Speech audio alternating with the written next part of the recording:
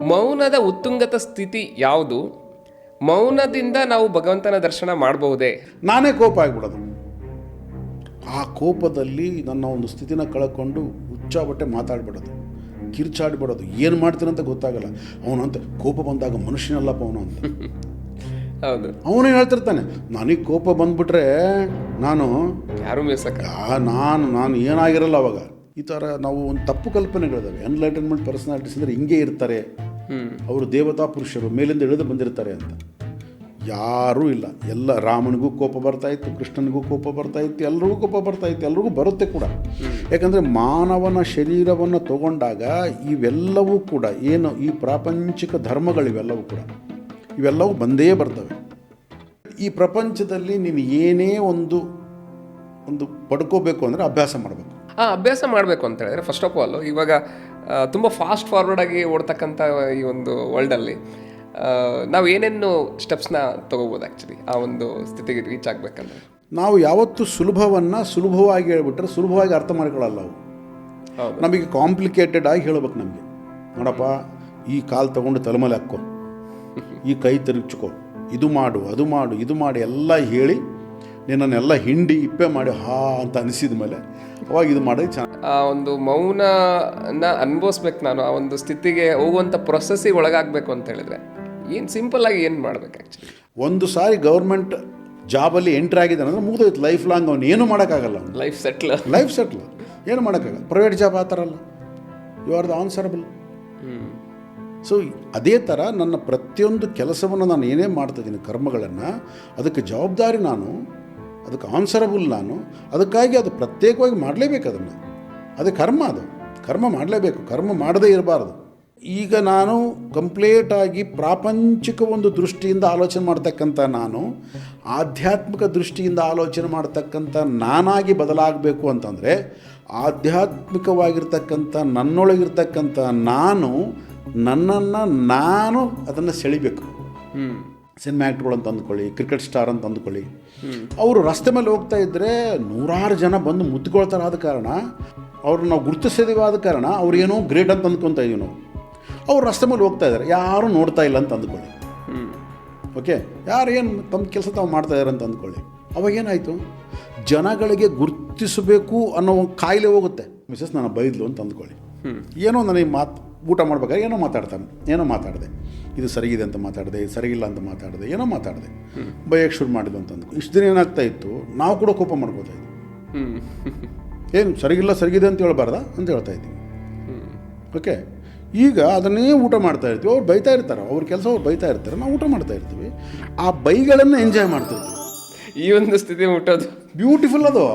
ಅದನ್ನು ಬೈಗಳನ್ನು ಎಂಜಾಯ್ ಮಾಡೋದು ಭಾಳ ಬ್ಯೂಟಿಫುಲ್ ಸ್ಥಿತಿ. ಅದು ನಿನಗೆ ಪ್ರಪಂಚ ಅನ್ನೋದು ಭಾಳ ಖುಷಿ ಕೊಡುತ್ತೆ. ನೀನು ಡಿಟ್ಯಾಚ್ಮೆಂಟ್ ಆಗ್ತಿದ್ದಂಗೆ ಪ್ರಪಂಚ ಖುಷಿ ಕೊಡೋಕೆ ಎಂಟರ್ಟೈನ್ಮೆಂಟ್ ಸಿಗುತ್ತೆ ನಿನಗೆ. Each and every moment entertainment ಸಿಗುತ್ತೆ ನಿನಗೆ. ಹುಟ್ಟಿನಕ್ಕಿಂತ ಮುಂಚೆ ಪ್ರಪಂಚ ಇದೆ ಅಂತ ಇವಾಗ ನನ್ನ ಪುಸ್ತಕಗಳು ಹೇಳ್ತಾ ಇದ್ದಾವೆ. ನಾನು ಹೋದ್ಮಾಗ ಇರುತ್ತೆ ನನಗೆ ಗೊತ್ತೇ ಇಲ್ಲ. ನನಗೆ ಕೇವಲ ಪ್ರಪಂಚ, ನಾನೇ ಪ್ರಪಂಚ ಬೇರೆ, ನಾನು ಬೇರೆ ಅಲ್ಲ. ನಾನು ನೋಡಿದರೆ ಪ್ರಪಂಚ, ನಾನು ಕಣ್ಣು ಮುಚ್ಚಿದ್ರೆ ಪ್ರಪಂಚ ಇಲ್ಲ. ರಾತ್ರಿ ಮಲಗುತ್ತೀನಿ, ಪ್ರಪಂಚ ಹೋಯಿತು. ಬೆಳಗ್ಗೆ ಎಚ್ಚರ ಆಗುತ್ತೆ, ಪ್ರಪಂಚ ಬಂತು. ಎಲ್ಲಿಗೆ ಹೋಯಿತು ಗೊತ್ತಿಲ್ಲ, ಎಲ್ಲಿಂದ ಬಂತು ಗೊತ್ತಿಲ್ಲ. ಇವೆಲ್ಲವುಗಳ ಅನ್ವೇಷಣೆಯೇ ಆಧ್ಯಾತ್ಮ.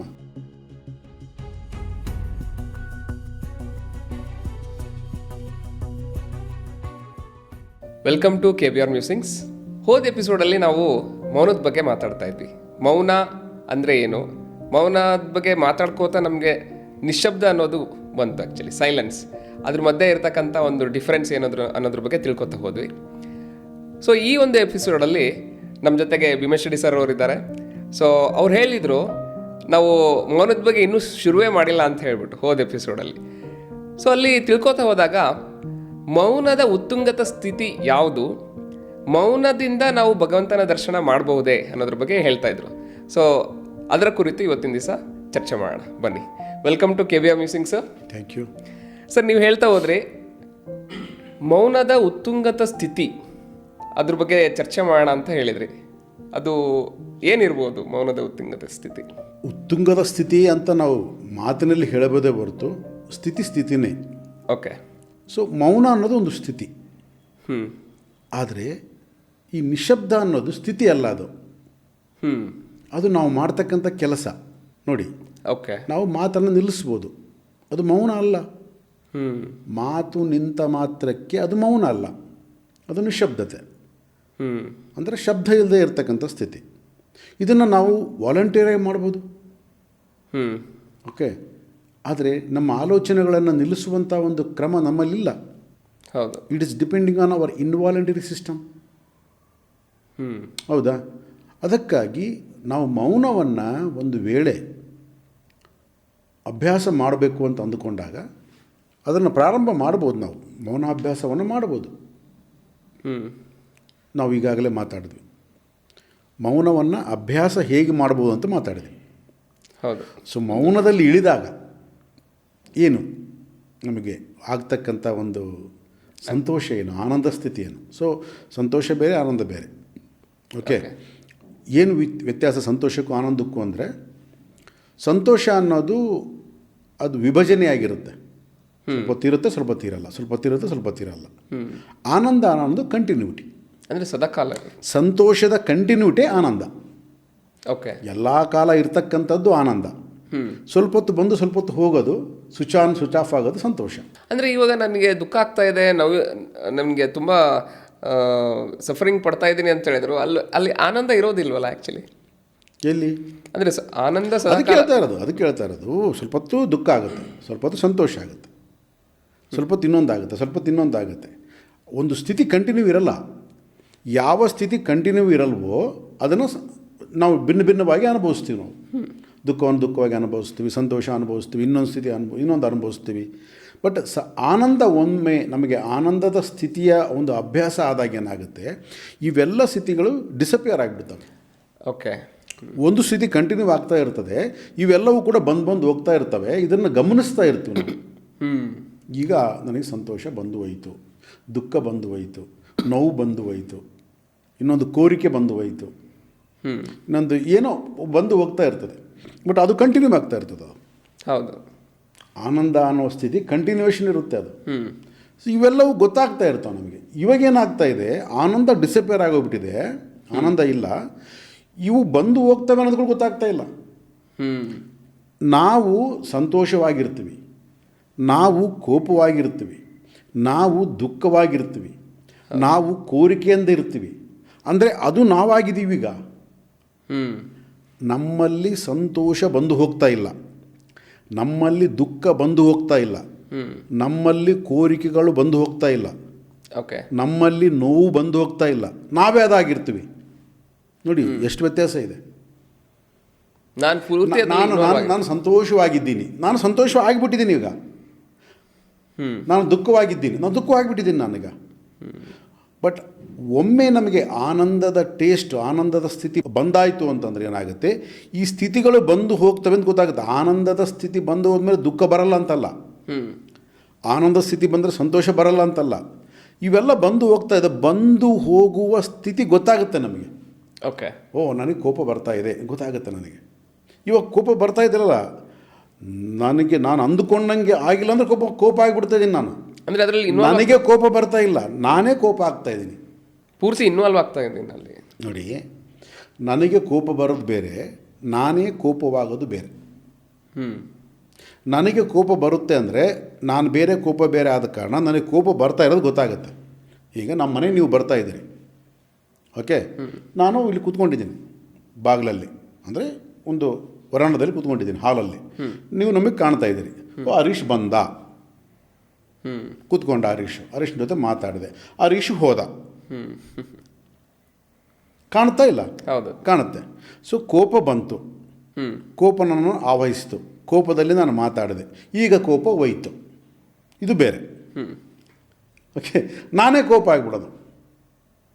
ಆ ಕೋಪದಲ್ಲಿ ನನ್ನ ಒಂದು ಸ್ಥಿತಿನ ಕಳ್ಕೊಂಡು ಹುಚ್ಚಾಬಟ್ಟೆ ಮಾತಾಡ್ಬಿಡೋದು, ಕಿರ್ಚಾಡ್ಬಿಡೋದು, ಏನು ಮಾಡ್ತೀನಿ ಅಂತ ಗೊತ್ತಾಗಲ್ಲ. ಅವನಂತ ಕೋಪ ಬಂದಾಗ ಮನುಷ್ಯನಲ್ಲಪ್ಪ ಅವನು ಅಂತ. ಹೌದು, ಅವನೇ ಹೇಳ್ತಿರ್ತಾನೆ, ನನಗೆ ಕೋಪ ಬಂದ್ಬಿಟ್ರೆ ನಾನು ಯಾರು ನಾನು ಏನಾಗಿರಲ್ಲ ಅವಾಗ, ನಾನು ಯಾರು ಕಂಟ್ರೋಲ್ ಮಾಡೋಕ್ಕಾಗಲ್ಲ. ಅಂದರೆ ಅದನ್ನು ಅವನೇನೋ ಪಾಪ ಒಂದು ದೊಡ್ಡದಕ್ಕೆ ಅಂತ ಹೇಳ್ತಾ ಇರ್ತಾನೆ, ವ್ಯಕ್ತಿತ್ವ ಅಂತ ಹೇಳ್ತಾ ಇರ್ತಾನೆ. ಸೊ ಇವು ಈ ಸ್ಥಿತಿಗಳು ಬರ್ತವೆ. ಅದಕ್ಕೆ ಎಲ್ಲವೂ ಯಾವ ಬರಬಾರ್ದು ಅಂತಲ್ಲ. ನಾವೇನು ಅಂದ್ಕೊಂಡ್ಬಿಡ್ತೀವಿ ಮಹಾತ್ಮರಾಗ್ಬಿಟ್ರೆ ಅವ್ರಿಗೇನು ಬರಲ್ಲಪ್ಪ, ಅವ್ರು ಯಾವಾಗಲೂ ಸದಾ ಹಿಂಗಿರ್ತಾರೆ. ಅವೆಲ್ಲ ಏನೂ ಇಲ್ಲ. ಬದನೆಕಾಯಿ ಎಲ್ಲರಿಗೂ ಕೋಪ ಬರುತ್ತೆ. ಎಲ್ಲರಿಗೂ ಬರುತ್ತೆ. ರಮಣ ಮಹರ್ಷಿಗಳ ಚರಿತ್ರೆ ಓದಿದ್ರೆ ನೀವು ಎಷ್ಟು ಸಲ ಕೋಪ ಮಾಡ್ಕೊತಾರೋ ಅವರು, ಎಷ್ಟು ಸಲ ಬೈತಾರೋ ಅವರು. ನನಗೆ ಅದು ಓದ್ತಾ ಇದ್ರೆ ಭಾಳ ಖುಷಿ ಅನ್ನಿಸ್ತು ನನಗೆ. ಓಕೆ, ನಾವೇನು ಅಂದ್ಕೊಂಡ್ಬಿಟ್ಟಿದ್ದೀವಿ ಒಂದು ಎನ್ಲೈಟನ್ಮೆಂಟ್ ಪರ್ಸ್ನಾಲಿಟಿ ಅಂದ ತಕ್ಷಣ ಅವ್ರಿಗೆ ಏನೂ ಆಗಲ್ಲಪ್ಪ, ಅವ್ರು ಸದಾ ಸ್ಥಿತಿಲಿ ಇರ್ತಾರೆ. ಹಂಗೇನಿರಲ್ಲ. ಅವ್ರು ಯಾವ ಸ್ಥಿತಿಲಿ ಇರ್ತಾರೆ ಅಂದರೆ ಅವರು ಏನು ಬಂದರೆ ಅದನ್ನು ಎಕ್ಸ್ಪ್ರೆಸ್ ಮಾಡ್ತಾರೆ. Okay okay, duplicate enlightenment persons ಇರ್ತಾರೆ ನೋಡಿ, ಅವರು ಅವರು ನಾಟಕ ಮಾಡ್ತಾರೆ. ಕೋಪ ಮನಸ್ಸಿನಲ್ಲಿ ಇದ್ದರೂ ಕೂಡ ಇಟ್ಕೊಂಡು ನಾಟಕ ಮಾಡಿ. ಅದಕ್ಕೆ ಎನ್ಲೈಟನ್ಮೆಂಟ್ ಅಂತ ಯಾರು ಹೇಳ್ಕೊಂಡಿರ್ತಾರೆ ಅವರಿಗೆಲ್ಲ ಬಿ ಪಿ ಇರುತ್ತೆ, ಶುಗರ್ ಇರುತ್ತೆ, ಎಲ್ಲ ಇರುತ್ತೆ. ಓಕೆ, ಸೊ ಅದಕ್ಕೆ ಅವರು ಮಕ್ಕಳಾಗಿರ್ತಾರೆ. ಅಂದರೆ ಏನು ಬಂದರೆ ಆ ಸ್ಥಿತಿನ ಎಕ್ಸ್ಪ್ರೆಸ್ ಮಾಡ್ತಾರೆ. ಏನು ಬಂದರೆ ಆ ಸ್ಥಿತಿ ಬಂದಿದೆ ಅಂತ ಗುರುತು ಮಾಡ್ಕೊತಾರೆ. ಹೌದು.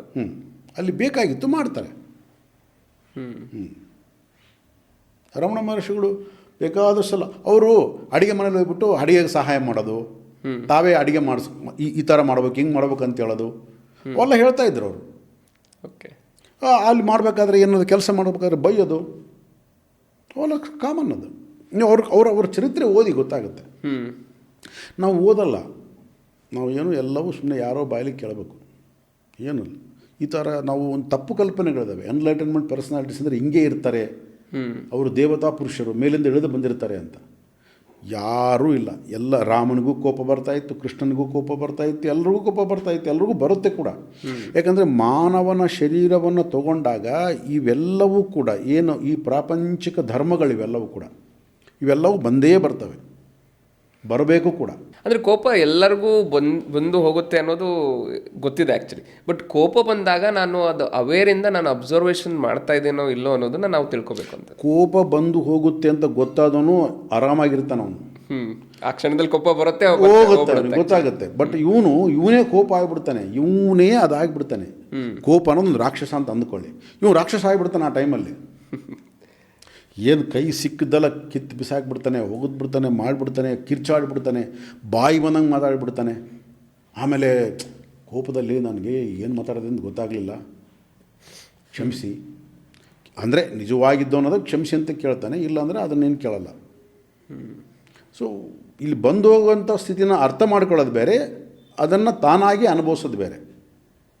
ಆ ರೀತಿಯಾಗಿ ನಮಗೆ ಒಂದು ಮೌನ ಅನ್ನೋ ಒಂದು ಇದೆಯಲ್ಲ, ಅದು ಒಂದು ಸ್ಥಿತಿ ಅದು. ಸೊ ಅದನ್ನು ಸ್ಥಿತಿಯನ್ನು ಅನುಭವಿಸೋದು ಬೇರೆ. ಅಲ್ಲಿ ಎರಡಿರಲ್ಲ. ಅಲ್ಲಿ ಈಗ ನಿಶಬ್ದ ಮಾತುಗಳನ್ನು ನಿಲ್ಲಿಸಿದಾಗ ನಿಶಬ್ದ ಬರುತ್ತೆ. ಅದನ್ನು ನಾನು ನಿಲ್ಲಿಸ್ತೀನಿ. ನಾನು ನಿಲ್ಲಿಸಿದಾಗ ಏನಾಗುತ್ತೆ, ನಾನು ಅಂದುಕೊಂಡು ನಿಲ್ಲಿಸ್ತೀನಿ. ಆದ ಕಾರಣ ನಾನು ಬೇರೆ, ನನ್ನ ಒಂದು ಆಲೋಚನೆ ಬೇರೆ, ನಿಲ್ಲಿಸ್ತೀನಿ. ನಾನು ಮಾತಾಡಬಾರ್ದಪ್ಪ ಅಂತ ನಿಲ್ಲಿಸ್ಬಿಡ್ತೀನಿ. ಇದು ಬೇರೆ, ಇದು ನಿಶಬ್ದ. ಇದು ಮೌನ ನಿಶಬ್ದ ಅಲ್ಲ, ಮೌನ ಒಂದು ಸ್ಥಿತಿ. ಅದು ಒಂದು ಅವೇಕನ್ ಸ್ಟೇಜಲ್ಲಿ ಬರುತ್ತೆ. ಅದು ಸ್ಥಿತಿ, ಅದು ತಾನಾಗೆ ಆಗುವಂಥ ಒಂದು ಆಗುವಂಥ ಪ್ರಾಸೆಸ್. ಅದನ್ನು ನಾವು ಮಾಡೋದಲ್ಲ. That is not A voluntary, that is A involuntary. ಆದ ಕಾರಣ ಅದನ್ನು ಅಭ್ಯಾಸ ಮಾಡಬೇಕು. ನಾವು ಅಭ್ಯಾಸ ಮಾಡಿದಾಗ ಮಾತ್ರ ಆಗುತ್ತೆ ಆ ಸ್ಥಿತಿ. ಈ ಪ್ರಪಂಚದಲ್ಲಿ ನೀನು ಏನೇ ಒಂದು ಪಡ್ಕೋಬೇಕು ಅಂದರೆ ಅಭ್ಯಾಸ ಮಾಡಬೇಕು. ಅಭ್ಯಾಸ ಮಾಡಬೇಕು ಅಂತ ಹೇಳಿದ್ರೆ ಫಸ್ಟ್ ಆಫ್ ಆಲ್ ಇವಾಗ ತುಂಬ ಫಾಸ್ಟ್ ಫಾರ್ವರ್ಡ್ ಆಗಿ ಓಡ್ತಕ್ಕಂಥ ಈ ಒಂದು ವರ್ಲ್ಡಲ್ಲಿ ನಾವು ಏನೇನು ಸ್ಟೆಪ್ಸ್ನ ತೊಗೋಬೋದು ಆ್ಯಕ್ಚುಲಿ ಆ ಒಂದು ಸ್ಥಿತಿಗೆ ರೀಚ್ ಆಗಬೇಕಂದ್ರೆ? ವರ್ಲ್ಡ್ ಯಾವತ್ತೂ ಫಾಸ್ಟ್ ಫಾರ್ವರ್ಡಾಗಿ ಓಡ್ತಾ ಇಲ್ಲ ಹರೀಶ್, ಅದು ಕರೆಕ್ಟಾಗಿ ಓಡ್ತಾ ಇದೆ. ಬಟ್ ನಾವು ವಿಪರೀತ ಆಲೋಚನೆಗಳನ್ನು ನಾವು ವಿಪರೀತ ಮಾಡಿಬಿಟ್ಟು ನಾವು ಓಡ್ತಾ ಇದ್ದೀವಿ. ಆದ ಕಾರಣ ಪ್ರಪಂಚ ಓಡ್ತಾ ಇದೆ ಅಂತ ನಾವು ಅದನ್ನು ಅಂದ್ಕೊಂಡಿದ್ದೀವಿ. ಪ್ರಪಂಚ ಕರೆಕ್ಟಾಗಿ ಅದೇ ಯಾವ ರೀತಿ ಇರಬೇಕು, ಹಿಂದೆ ಸುಮಾರು ಅದು ಹುಟ್ಟಿದಾಗಲಿಂದ ಇಲ್ಲಿವರೆಗೂ ಕೂಡ ಅದು ಕರೆಕ್ಟಾಗಿ ತನ್ನ ಪಥದಲ್ಲಿ ತಾನು ಚಲಿಸ್ತಾನೇ ಇದೆ. ಏನೇನು ಆಗಬೇಕು ಅದು ಆಗ್ತಾ ಇದೆ, ಏನೇನು ಚೇಂಜಸ್ ಬರಬೇಕು ಬರ್ತಾ ಇದೆ, ಏನು ಹೋಗಬೇಕು ಹೋಗ್ತಾ ಇದೆ. ನಾವು ಅಂದ್ಕೊಳ್ತಾ ಇದ್ದೀವಿ ಇದು ಬರಬಾರ್ದಾಗಿತ್ತು, ಅದು ಮಾಡಬಾರ್ದಾಗಿತ್ತು, ಇದು ಅದರ ಏನಿಲ್ಲ. ಅದು ಕಾಲದಲ್ಲಿ ಎಲ್ಲವೂ ಬರ್ತವೆ, ಹೋಗ್ತಾ ಇದ್ದಾವೆ. ಸೊ ಅದು ಕರೆಕ್ಟಾಗಿದೆ ಅದು. ಬಟ್ ನಮಗೆ ಟೈಮ್ ಇಲ್ಲ, ಆದ ಕಾರಣ ನಾವು ಅಂದ್ಕೊಳ್ತಾ ಇದ್ದೀವಿ ಫಾಸ್ಟ್ ಅಂತ. Fast it self is a wrong word. ಯಾವುದು ಫಾಸ್ಟ್ ಏನಿಲ್ಲ, ಅದು ಯಾರು ಕರೆಕ್ಟಾಗಿದೆ. ನೀನು ಫಾಸ್ಟ್ ಆಗಿರ್ಬೋದು ಅಷ್ಟೇ. ಫಾಸ್ಟಾಗಿ ಕಾಲವನ್ನು ಫಾಸ್ಟ್ ಅಂತ ಹೇಳಬಾರ್ದು, ಕಾಲ ಕರೆಕ್ಟಾಗಿ ಓಡ್ತಾ ಇದೆ. ಸೊ ಇಲ್ಲಿ ನಾನು ಕೇಳ್ತಕ್ಕಂಥ ಪ್ರಶ್ನೆ ಏನಂದರೆ, ಆ ಒಂದು ಮೌನನ ಅನುಭವಿಸ್ಬೇಕು ನಾನು, ಆ ಒಂದು ಸ್ಥಿತಿಗೆ ಹೋಗುವಂಥ ಪ್ರೊಸೆಸ್ಸಿಗೆ ಒಳಗಾಗಬೇಕು ಅಂತ ಹೇಳಿದರೆ ಏನು ಸಿಂಪಲ್ಲಾಗಿ ಏನು ಮಾಡಬೇಕು ಆ್ಯಕ್ಚುಲಿ? ಅದೇ ಮೊದಲು ಮಾಡಬೇಕಾಗಿರ್ತಕ್ಕಂಥದ್ದು, ನೀನು ಫಾಸ್ಟ್ ಅನ್ನೋದನ್ನು ತಲೆಯಿಂದ ತೆಗೆದುಬಿಡು. ಸಹಜವಾಗಿರ್ತಕ್ಕಂಥ ಒಂದು ಜೀವನಕ್ಕೆ ಬಾ. ಇದು ತುಂಬ ಸಹಜವಾಗಿರ್ತಕ್ಕಂಥದ್ದು, ತುಂಬ ಸುಲಭ ಇದು. ನಾವು ಯಾವತ್ತೂ ಸುಲಭವನ್ನು ಸುಲಭವಾಗಿ ಹೇಳ್ಬಿಟ್ರೆ ಸುಲಭವಾಗಿ ಅರ್ಥ ಮಾಡ್ಕೊಳ್ಳಲ್ಲ ಅವು.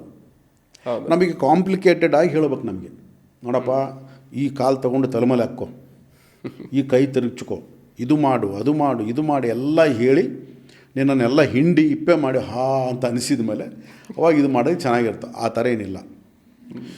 ಇದು ನಾಲೆಡ್ಜ್ ಅಷ್ಟೇ. ಇದನ್ನು ಸರಿಯಾಗಿ ಅರ್ಥ ಮಾಡಿಕೊಂಡ್ರೆ ತುಂಬ ಸುಲಭ. ನಾನು ಹಂಗೆ ಅಂದ್ಕೊಂಡಿದ್ದೆ ಫಸ್ಟ್ ಸ್ಟಾರ್ಟಲ್ಲಿ. ಆಧ್ಯಾತ್ಮ ಅಂದರೆ ಭಾಳ ಕಷ್ಟ ನಮ್ಮಂಥವ್ರಿಗೆಲ್ಲ. ಅದು ಎಂಥಂಥ ಮಹಾಯೋಗಿಗಳಿಗೆ ಹಿಮಾಲಯಕ್ಕೆ ಹೋಗ್ಬೇಕು, ಅಲ್ಲಿ ತಪಸ್ಸಿ ಕೂತ್ಕೋಬೇಕು, ಹಂಗೆ ಮಾಡಬೇಕು. ಏನೂ ಇಲ್ಲ, ಏನೇನೂ ಇಲ್ಲ. ಅದಕ್ಕೆ ಬಸವಣ್ಣವರು ಹೇಳಿದ್ದಾರೆ, ಸಂಸಾರದಲ್ಲಿದ್ದುಕೊಂಡೇ ನೀನು ಆಧ್ಯಾತ್ಮವನ್ನು ಅಭ್ಯಾಸ ಮಾಡ್ಬೋದು ಅಂತ. ಯಾಕಂದರೆ ನಾವು ಎಲ್ಲೂ ಹೋಗೋದು ಬೇಕಾಗಿಲ್ಲ. ಎಲ್ಲೂ ಹೋಗ್ತೀಯ? ಸಂಸಾರ ಅಂತಂದರೆ ನಾವೇನು ಅಂದ್ಕೊಂಡಿದ್ವಿ, ಹೆಂಡತಿ ಮಕ್ಕಳು, ಇದು ಆಫೀಸು, ಅದು ಅಂದ್ಕೊಂಡಿದ್ದೀವಿ. ಅಲ್ಲ, ಅವೆಲ್ಲವೂ ಕೂಡ ಅಲ್ಲೆಲ್ಲೂ ಇಲ್ಲ, ಇಲ್ಲಿದ್ದಾವೆ. ಇಲ್ಲಿ ಇಟ್ಕೊಂಡಿದ್ದೀವಿ ನಾವು. ನಾಳೆ ನೀನು ಹಿಮಾಲಯಕ್ಕೆ ಹೋದರೂ ಕೂಡ ನಿನ್ನ ಸಂಸಾರ ಜೊತೆ ಬಂದಿರುತ್ತದು. ಅಲ್ಲಿಗೂ ನಿನ್ನ ಹೆಂಡತಿ ಬಂದಿರ್ತಾಳೆ, ಮಗಳು ಬಂದಿರ್ತಾಳೆ, ತಂದೆ ತಾಯಿ, ನಿನ್ನ ಆಫೀಸು, ದುಡ್ಡು ಎಲ್ಲ ಬಂದಿರುತ್ತೆ. ಅದನ್ನೆಲ್ಲಿ ಬಿಟ್ಟು ಹೋಗಲ್ಲ ನೀನು. ಅದು ಬಿಡೋಣಾದರೆ ಇಲ್ಲೇ ಬಿಡ್ತೀಯ, ಅಲ್ಲಿಗೆ ಹೋಗ್ಬೇಕು. ಅರ್ಥ ಆಯ್ತಾ? ಹಾಗಾಗಿ ನಾವು ಎಲ್ಲೂ ಬಿಟ್ಟು ಏನೋ ಮಾಡೋದು ಬೇಕಾಗಿಲ್ಲ. ನಾವು ಇಲ್ಲಿ ಎಲ್ಲವೂ ಇರ್ತವೆ, ಡಿಟ್ಯಾಚ್ ಆಗಬೇಕಷ್ಟೇ. ನಾವು ಡಿಟ್ಯಾಚ್ಮೆಂಟ್ ಈಸ್ ಮೇನ್ ಕೀ. ಅದೇ ಒಂದು ಕೀ ಇದಕ್ಕೆ, ಆಧ್ಯಾತ್ಮಿಕಕ್ಕೆ ಎಂಟ್ರಿ ಆಗೋದಕ್ಕೆ. ಡಿಟ್ಯಾಚ್ ಆಗ್ತಾ ಬರಬೇಕು, ಒಂದೊಂದೊಂದೊಂದೊಂದೊಂದೊಂದೊಂದು ಡಿಟ್ಯಾಚ್ ಆಗಬೇಕಷ್ಟೆ. ಮೌನಕ್ಕೆ ಹೋಗ್ಬೇಕಾದ್ರೆ ಡಿಟ್ಯಾಚ್ಮೆಂಟ್ ಭಾಳ ಇಂಪಾರ್ಟೆಂಟು. ಇವಾಗ ನಾವೇನಾಗಿದ್ದೀವಿ, ವಿಪರೀತ ಅಟ್ಯಾಚ್ ಆಗಿಬಿಟ್ಟಿದ್ದೀವಿ. ವಿಪರೀತ ಅಟ್ಯಾಚ್ಮೆಂಟು. ಇವಾಗ ನಾನು ಇಲ್ಲಿ ಮಾತಾಡ್ತೀನಿ, ಸ್ವಲ್ಪ ಹೊರಗೆ ಹೋದ ತಕ್ಷಣ ಯಾರೋ ಇದು ಇನ್ನೊಂದು ಪ್ರಾಜೆಕ್ಟ್ ಸ್ಟಾರ್ಟ್ ಆಗ್ತಾಯಿದೆ, ಅವ್ರದ್ದು ಇವ್ರದ್ದು ಇನ್ನೊಂದು ಪ್ರಾಜೆಕ್ಟ್ ಆಗ್ತಾಯಿದೆ, ಅಲ್ಲೇ ಆಗ್ತಾಯಿದೆ ಅಂದ ತಕ್ಷಣ ಅಯ್ಯೋ ನಮ್ಮದು ಯಾವುದೂ ಆಗ್ತಾಯಿಲ್ಲಪ್ಪ. ಸೊ ಅವರು 8 ಪ್ರಾಜೆಕ್ಟ್ ನಡೀತಾ ಇದ್ದೀವಿ, ಅವರು 6 ಪ್ರಾಜೆಕ್ಟ್ ನಡೀತಾ ಇದ್ದೀವಿ, ಇವರು 10 ಪ್ರಾಜೆಕ್ಟ್ ನಡೀತಾ ಇದ್ದಾವೆ. ಅಯ್ಯೋ ನಾನು 2 ನಡೀತಾ ಇದ್ದಾವಲ್ಲಪ್ಪ. ಇನ್ನೊಬ್ಬರು ಯಾವುದೋ ಆಫೀಸ್ಗೆ ಹೋಗ್ತೀನಿ, ಆಫೀಸ್ ಒಳ್ಳೆ ಪಾಶ್ ಆಗಿರುತ್ತೆ, ಸುಮಾರು 40-50 ಜನ, 100 ಜನ ಕೆಲಸ ಮಾಡೋರಿರ್ತಾರೆ. ಅಯ್ಯೋ ನಮ್ಮ ಆಫೀಸಲ್ಲಿ 25 ಜನ ಇದ್ದಾರಪ್ಪ. ಸೊ ಈ ಕಂಪ್ಯಾರಿಟಿವಿಟಿ ಏನು ಬರುತ್ತೆ, ಡಿಸ್ಟರ್ಬ್ ಆಗ್ತೀನಿ ಮನುಷ್ಯ ಅವಾಗ. ಹೌದು. ಸೊ ನನಗೊಂದು ಫುಲ್ ಸ್ಟಾಪ್ ಬೇಕಾ? ಒಂದು ಫುಲ್ ಸ್ಟಾಪ್ ಇರಬೇಕು ನನ್ನ ಲೈಫಿಗೆ. ನಾನು ಎಲ್ಲಿಗೆ ಹೋಗಿ ನಿಂತ್ಕೋಬೇಕಪ್ಪ. ಅದಕ್ಕೆ ಈ ಆಧ್ಯಾತ್ಮದ ಅಭ್ಯಾಸ, ಮೌನದ ಅಭ್ಯಾಸ ಇವೆಲ್ಲವೂ ಕೂಡ ಏನು, ನಾವು ಎಲ್ಲ ಪ್ರಪಂಚವನ್ನು ತಲೆಯಲ್ಲಿ ಇಟ್ಟುಕೊಂಡು ನಾವು ಮಾಡೋಕ್ಕಾಗಲ್ಲ. ಭಾಳ ಜನ ಯಾಕಾಗಿ ಏಜ್ ಆದಮೇಲೆ ಆಧ್ಯಾತ್ಮ ಅಂತಾರೆ ಅಂದರೆ, ಅಟ್ಲೀಸ್ಟ್ ಏಜ್ ಆದಮೇಲೆ ಆದರೂ ಈ ಸಾಂಸಾರಿಕ ವಿಷಯಗಳಿಂದ ಸ್ವಲ್ಪ ಮುಕ್ತನಾಗ್ತಾನೆ ಅನ್ನೋ ಒಂದು ದೃಷ್ಟಿ. ಎಲ್ಲ ಮುಗಿದು ಅಟ್ಲೀಸ್ಟ್ ಅವಾಗಾದರೂ ಮುಗಿಸಿರ್ತಾನೆ ಅಂತ. ಒಂದು 60 ಆದಮೇಲೆ ಆದರೂ ಇನ್ನು ಮಕ್ಕಳು ಎಲ್ಲ ಮುಗಿಸಿರ್ತಾನೆ, ಆಗಾದರೂ ಆಲೋಚನೆ ಮಾಡಲಿ ಅಂತ. ಆ ಒಂದು ದೃಷ್ಟಿಯಿಂದ ಅದು ಕೊನೆಗೆ ಅಷ್ಟು ಬಿಟ್ಟರೆ ಈಗ ಇವಾಗ ಮಾಡಬಾರ್ದು ಅಂತಲ್ಲ, ಅವಾಗಾದರೂ ಆಲೋಚನೆ ಮಾಡಲಿ ಅಂತ. ಇವಾಗ ಏನಾಗಿದೆ, ನಮ್ಮದು ಪ್ರಾಪಂಚಿಕವಾದ ದೃಷ್ಟಿನ ಇಟ್ಕೊಂಡು ಓಡ್ತಾನೆ ಇದ್ದೀವಿ ನಾವು. ನಮಗೆ ಫುಲ್ ಸ್ಟಾಪೇ ಇಲ್ಲ, ಬರೀ ಕಮಗಳೇ. ಇದಾದಮೇಲೆ ಅದು, ಅದಾದಮೇಲೆ ಅದು, ಅದಾದಮೇಲೆ ಅದು, ಬರೀ ಕಮಗಳೇ. ಅಂದರೆ ಇವಾಗ ಇದು ಈ ಕಮಗಳು ಇಟ್ಕೊಂಡು ಇನ್ನಿಷ್ಟು ನಾವು ಎಕ್ಸ್ಪ್ಯಾಂಡ್ ಮಾಡ್ಕೋತಾ ಇದ್ದೀವಿ. ನಮ್ಮ ಈ ಒಂದು ಪ್ರಾಪಂಚಿಕವಾದ ವಿಷಯಗಳನ್ನು ಎಕ್ಸ್ಪ್ಯಾಂಡ್ ಮಾಡ್ತಾ ಇದ್ದೀವಿ. ಆದ ಕಾರಣ ಇವು ಯಾವತ್ತು ಎಕ್ಸ್ಪ್ಯಾಂಡ್ ಆಗ್ತಾ ಹೋಗ್ತವೆ. ಇದಕ್ಕೆ ನಾವು ಒಂದು ಫುಲ್ ಸ್ಟಾಪ್ ಇಲ್ಲ, ಇದು ಯಾವುದೂ ಇಲ್ಲ ಅಂತ ಅಂದಾಗ ಏನಾಗುತ್ತೆ, ನಿನಗೆ ಆಧ್ಯಾತ್ಮಿಕ ಜೀವನ ನಿನಗೆ ಅದರಲ್ಲಿ ಎಂಟ್ರಿ ಆಗೋದು ಕೂಡ ಕಷ್ಟ ಆಗುತ್ತೆ. ಒನ್ಸ್ ನೀನು ಎಂಟ್ರಿ ಆದಮೇಲೆ ನೀನು ಏನಾದರೂ ಮಾಡು, ಅದ್ರ ಎಂಟ್ರಿ ಆಗಿ ಅದ್ರ ಬಗ್ಗೆ ತಿಳ್ಕೊಂಡ ಮೇಲೆ ನಿನ್ನ ಪ್ರಪಂಚದಲ್ಲಿ ಏನೇ ಮಾಡು, ನಿನ್ನ ತೊಂದರೆ ಇಲ್ಲ ನಿನಗೆ. ಯಾಕಂದರೆ ನಿನಗೆ ಅದು ಗೊತ್ತಾಗ್ಬಿಡುತ್ತೆ, ಅದು ಆಟ ಅಂತ. ಒಂದು ದಿವಸ ನಾನು ಫುಲ್ ಸ್ಟಾಪ್ ಇಡ್ಬೋದು ಅನ್ನೋದು ಗೊತ್ತಿರುತ್ತೆ. ಫುಲ್ ಸ್ಟಾಪ್ ಇಟ್ಟು ಹೇಳ್ತಾರೆ ನಾನು. ಫುಲ್ ಸ್ಟಾಪ್ ಇಟ್ಟ ಮೇಲೆ ನೀನು ಅದರಲ್ಲಿ ಎಂಟ್ರಿ ಆದಮೇಲೆ, ಅದರ ಸ್ವಲ್ಪ ಅರ್ಥ ಮಾಡಿಕೊಂಡ ಮೇಲೆ, ಅದರಲ್ಲಿ ಮೂವ್ ಆಗ್ತಾ ಇದ್ದಾಗ ನೀನು ಏನೇ ಮಾಡು, ಅವಾಗ ಡಿಟ್ಯಾಚ್ಮೆಂಟಾಗಿ ಮಾಡ್ತಾ ಇರ್ತೀಯ ನೀನು. ಹೌದು, ಅಟ್ಯಾಚ್ಡಾಗಿ ಮಾಡ್ತಾ ಇರಲ್ಲ. ಇವತ್ತು ನನಗೆ ಯಾವುದೋ ಒಂದು ಪ್ರಾಜೆಕ್ಟ್ ಆಗಬೇಕಾಗಿತ್ತು, ಒಂದು ಸೈನ್ ಆಗಬೇಕಾಗಿತ್ತು, ಯಾವುದೋ ಒಂದು ಲ್ಯಾಂಡ್ ಬಂತು, ಅದೆಲ್ಲ ಸೆಟ್ ಆಗಿತ್ತು, ಎಲ್ಲ ಟೋಟಲ್ ಸೆಟ್ ಆಗಿತ್ತು. ಅದಕ್ಕೆ ದುಡ್ಡು ಖರ್ಚು ಮಾಡಿದ್ವಿ, 40-50 ಲಕ್ಷ ಖರ್ಚು ಮಾಡಿದ್ವಿ, ಎಲ್ಲ ಆಯಿತು. ಅವನು ಏನೋ ಆಯಿತು, ಅದು ಆಗಲಿಲ್ಲ. ಅದನ್ನು ಏನಾದರೂ ಮಾಡಬೇಕು, ಹೇಗಾದರೂ ಮಾಡಬೇಕು, ಬಿಡಬಾರ್ದು ಅನ್ನೋ ಅದರಲ್ಲಿ ಇಷ್ಟು ಬರುತ್ತೆ ಅಷ್ಟು ಬರುತ್ತೆ. ಇದು ಡಿಟ್ಯಾಚ್ಮೆಂಟ್. ಇದು ನಾನು ಪ್ರಯತ್ನ ಮಾಡಿದ್ನ ಪ್ರಾಮಾಣಿಕವಾಗಿ. ಯಾಕಂದರೆ ನಾವೇನು ಮಾಡಿಬಿಡ್ತೀವಿ, ಡಿಟ್ಯಾಚ್ಮೆಂಟ್ ಆದ ತಕ್ಷಣ ಮಾಡಿದ್ರೆ ಬಂತು ಬಿಟ್ಟರೆ ಬಂತು ಅಲ್ಲ. ಓಕೆ, ಕರ್ಮ ಮಾಡಲೇಬೇಕು. ಅಲ್ಲಿ ಆ್ಯಕ್ಷನ್ಸ್ ಗೀತೆಯಲ್ಲಿ ಹೇಳ್ತಾನೆ, ಕರ್ಮದಲ್ಲಿ ಕರ್ಮ ಮಾಡಲೇಬೇಕು ನೀನು. ಆ ಕರ್ಮ ಹೇಗೆ ಮಾಡಬೇಕು ಅಂತಂದರೆ, ಗೀತೆಯಲ್ಲಿ ಹೇಳಿದಾರಪ್ಪ ಮಾಡ್ಬೇಕಂತ ಹೋಗ್ಬಿಟ್ಟು ಪ್ರೆಸೆಂಟ್ ಹಾಕೋದಲ್ಲ. ಈ ಗೌರ್ಮೆಂಟ್ ಆಫೀಸರ್ ಕೆಲಸ ಮಾಡಿದಂಗೆ ಅಲ್ಲ, ಅದು ನಿಂದೆ ಅಂತ ಭಾವಿಸ್ಬೇಕು. ಅದನ್ನು ಗೌರ್ಮೆಂಟ್ ಆಫೀಸರ್ಸ್ ಡ್ಯೂಟಿ ಮಾಡೋದಕ್ಕೂ ಪ್ರೈವೇಟ್ನಲ್ಲಿ ಜಾಬ್ ಮಾಡೋದಕ್ಕೂ ವ್ಯತ್ಯಾಸ ಏನಂದರೆ, ಪ್ರೈವೇಟ್ನಲ್ಲಿ ಟಾರ್ಗೆಟ್ ಇರುತ್ತೆ, ಅವ್ನು ಮಾಡಲೇಬೇಕಾಗಿರುತ್ತೆ, ಆನ್ಸರಬಲ್ ಅವನು. ಗೌರ್ಮೆಂಟ್ ಏನಿದೆ, ಮಾಡಿದ್ರೆ ಬಂತು ಬಿಟ್ಟರೆ ಬಂತು, ದುಡ್ಡು ಬರುತ್ತೆ ಒಂದು ತಿಂಗಳಾದ ತಕ್ಷಣ. ಅವ್ರು ಮಾಡಿದ್ರು ಬಿಟ್ಟರು ಅವ್ರಿಗೆ ಟಾರ್ಗೆಟ್ ಇರೋದಿಲ್ಲ. ಹೌದು, ಅವ್ರಿಗೆ ಏನೂ ಇಲ್ಲ. ಅವ್ರಿಗೆ ಒಂದು ಸಾರಿ ಗೌರ್ಮೆಂಟ್ ಜಾಬಲ್ಲಿ ಎಂಟ್ರಿ ಆಗಿದ್ದಾನೆ ಅಂದರೆ ಮುಗಿದೋಯ್ತು, ಲೈಫ್ ಲಾಂಗ್ ಅವ್ನು ಏನೂ ಮಾಡೋಕ್ಕಾಗಲ್ಲ. ಅವ್ನು ಲೈಫ್ ಸೆಟ್ಲ್ ಏನು ಮಾಡೋಕ್ಕಾಗಲ್ಲ. ಪ್ರೈವೇಟ್ ಜಾಬ್ ಆ ಥರ ಅಲ್ಲ, ಯು ಆರ್ ದ ಆನ್ಸರಬಲ್.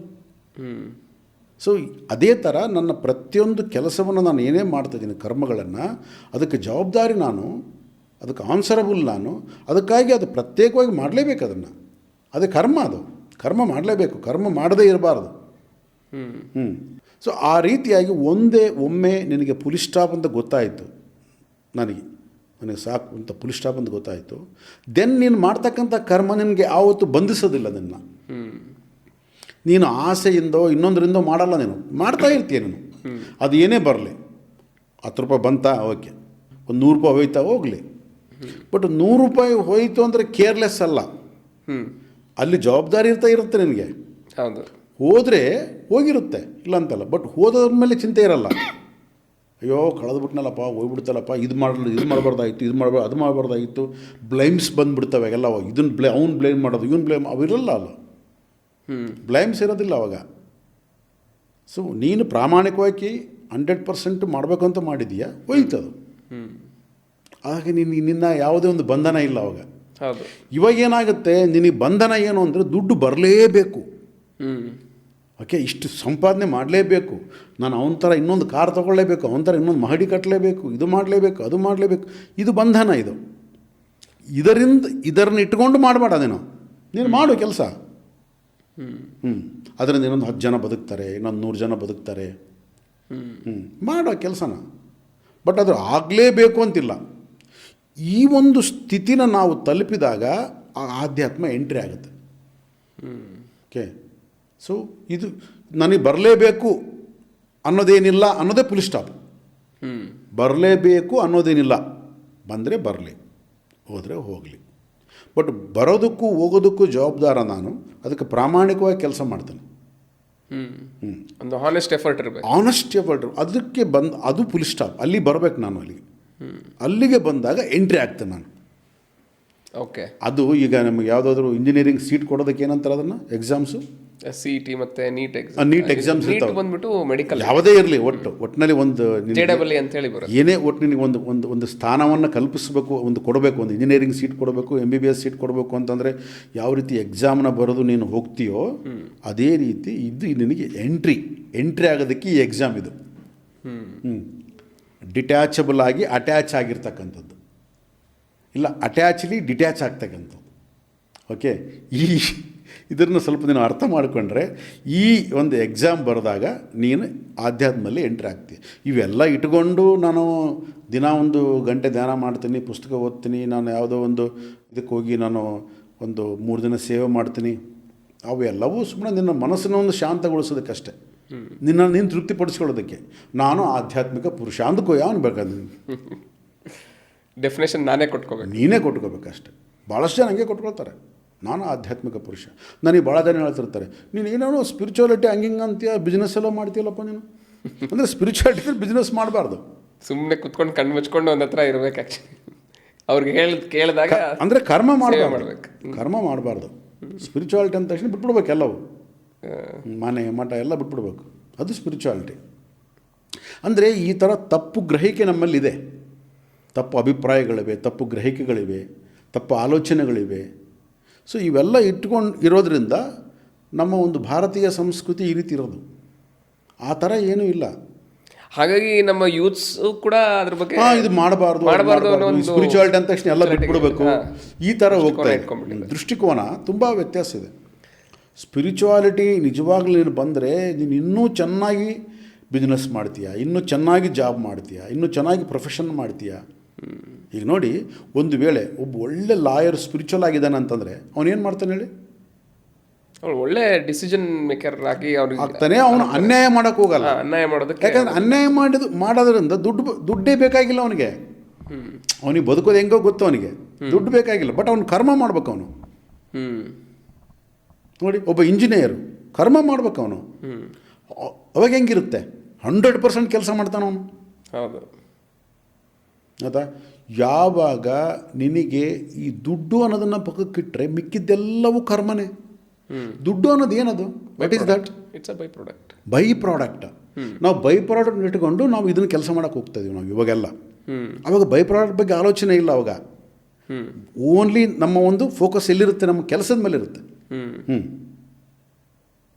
ಕೆಲಸದ ಮೇಲೆ ಫೋಕಸ್ ಇರೋನು ನೀನು ಏನೇ ಮಾಡು ನೀನು. ಹೌದು. ಬೈ ಪ್ರಾಡಕ್ಟ್ ಮೇಲೆ ಫೋಕಸ್ ಇರಬಾರ್ದು. ಈಗೆಲ್ಲ ಬೈ ಪ್ರಾಡಕ್ಟೇ ನಮ್ಮ ಕಣ್ಣಿಗೆ ಕಾಣ್ತಾ ಇರ್ತದೆ ಇವಾಗ. ಏನಪ್ಪ, ಹರೀಶ್ ಯಾವ ಜಾಬಪ್ಪ? ಇಂಥ ಒಳ್ಳೆ ಜಾಬ್. ಒಳ್ಳೆ ಜಾಬ್ ಅಂದರೆ ಏನು? ಒಳ್ಳೆ ಸಾಫ್ಟ್ವೇರ್ ಅಲ್ಲ, ಒಳ್ಳೆ ಜಾಬ್ ಅಂದ್ರೆ ದುಡ್ಡು ಜಾಸ್ತಿ. ಎಷ್ಟು ಒಳ್ಳೆ ಜಾಬ್ ದುಡ್ಡು ಜಾಸ್ತಿ. ಗೌರ್ಮೆಂಟ್ ಕೆಲಸ ಒಳ್ಳೆ ಸ್ಯಾಲ್ರಿ. ಒಳ್ಳೆ ಸ್ಯಾಲ್ರಿ ಅನ್ನೋದಲ್ಲ ಗೌರ್ಮೆಂಟ್ ಕೆಲಸದಲ್ಲಿ, ಒಳ್ಳೆ ಅಂಡರ್ ಟೇಬಲ್ ಅಂತಾರೆ. ಒಳ್ಳೆ ಗಿಂಬಳ.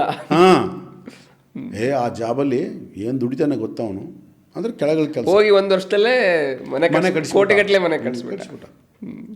ಸೊ ನಾವು ಒಳ್ಳೆಯದು ಅಂತಂದರೆ ಒಳ್ಳೆಯದು ಅನ್ನೋದಕ್ಕೆ ಡೆಫಿನೇಷನ್ ಏನು ಗೊತ್ತಾ? ದುಡ್ಡು. ಈಗ ಅಪಾರ್ಟ್ಮೆಂಟ್ ತೊಗೊಂಡ, ಒಳ್ಳೆ ರೇಟಿಗೆ ಸಿಕ್ತು ಅಂದ್ರೆ ಏನು? ಕಡಿಮೆ ರೇಟಿಗೆ ಸಿಕ್ಕಿದೆ ಅಂತ. ಅದರ ರೇಟಿಗಿಂತ ನಿನಗೆ ಕಡಿಮೆ ಸಿಕ್ಕಿದೆ. ಫಾರ್ ಎಕ್ಸಾಂಪಲ್, 1 ಕೋಟಿ ರೂಪಾಯಿ ಇತ್ತು ಅಂತ ಅಂದ್ಕೊ, ನಿನಗೆ 80 ಲಕ್ಷ ಸಿಕ್ತು ಅಂತ ಅಂದ್ಕೊಂಡು. ಒಳ್ಳೆ ರೇಟಿಗೆ ಸಿಕ್ತಪ್ಪ. ಒಳ್ಳೆಯದು ಅನ್ನೋದಕ್ಕೆ ನಾವು ನಮ್ಮ ಅರ್ಥ ನಮ್ಮ ಮೈಂಡಲ್ಲಿ ಇಟ್ಕೊಂಡಿರೋದೇನಾದರೂ ದುಡ್ಡು. ಒಳ್ಳೆ ಶರ್ಟು ಕಡಿಮೆ ದುಡ್ಡಿಗೆ ಸಿಕ್ಕಿರುತ್ತೆ.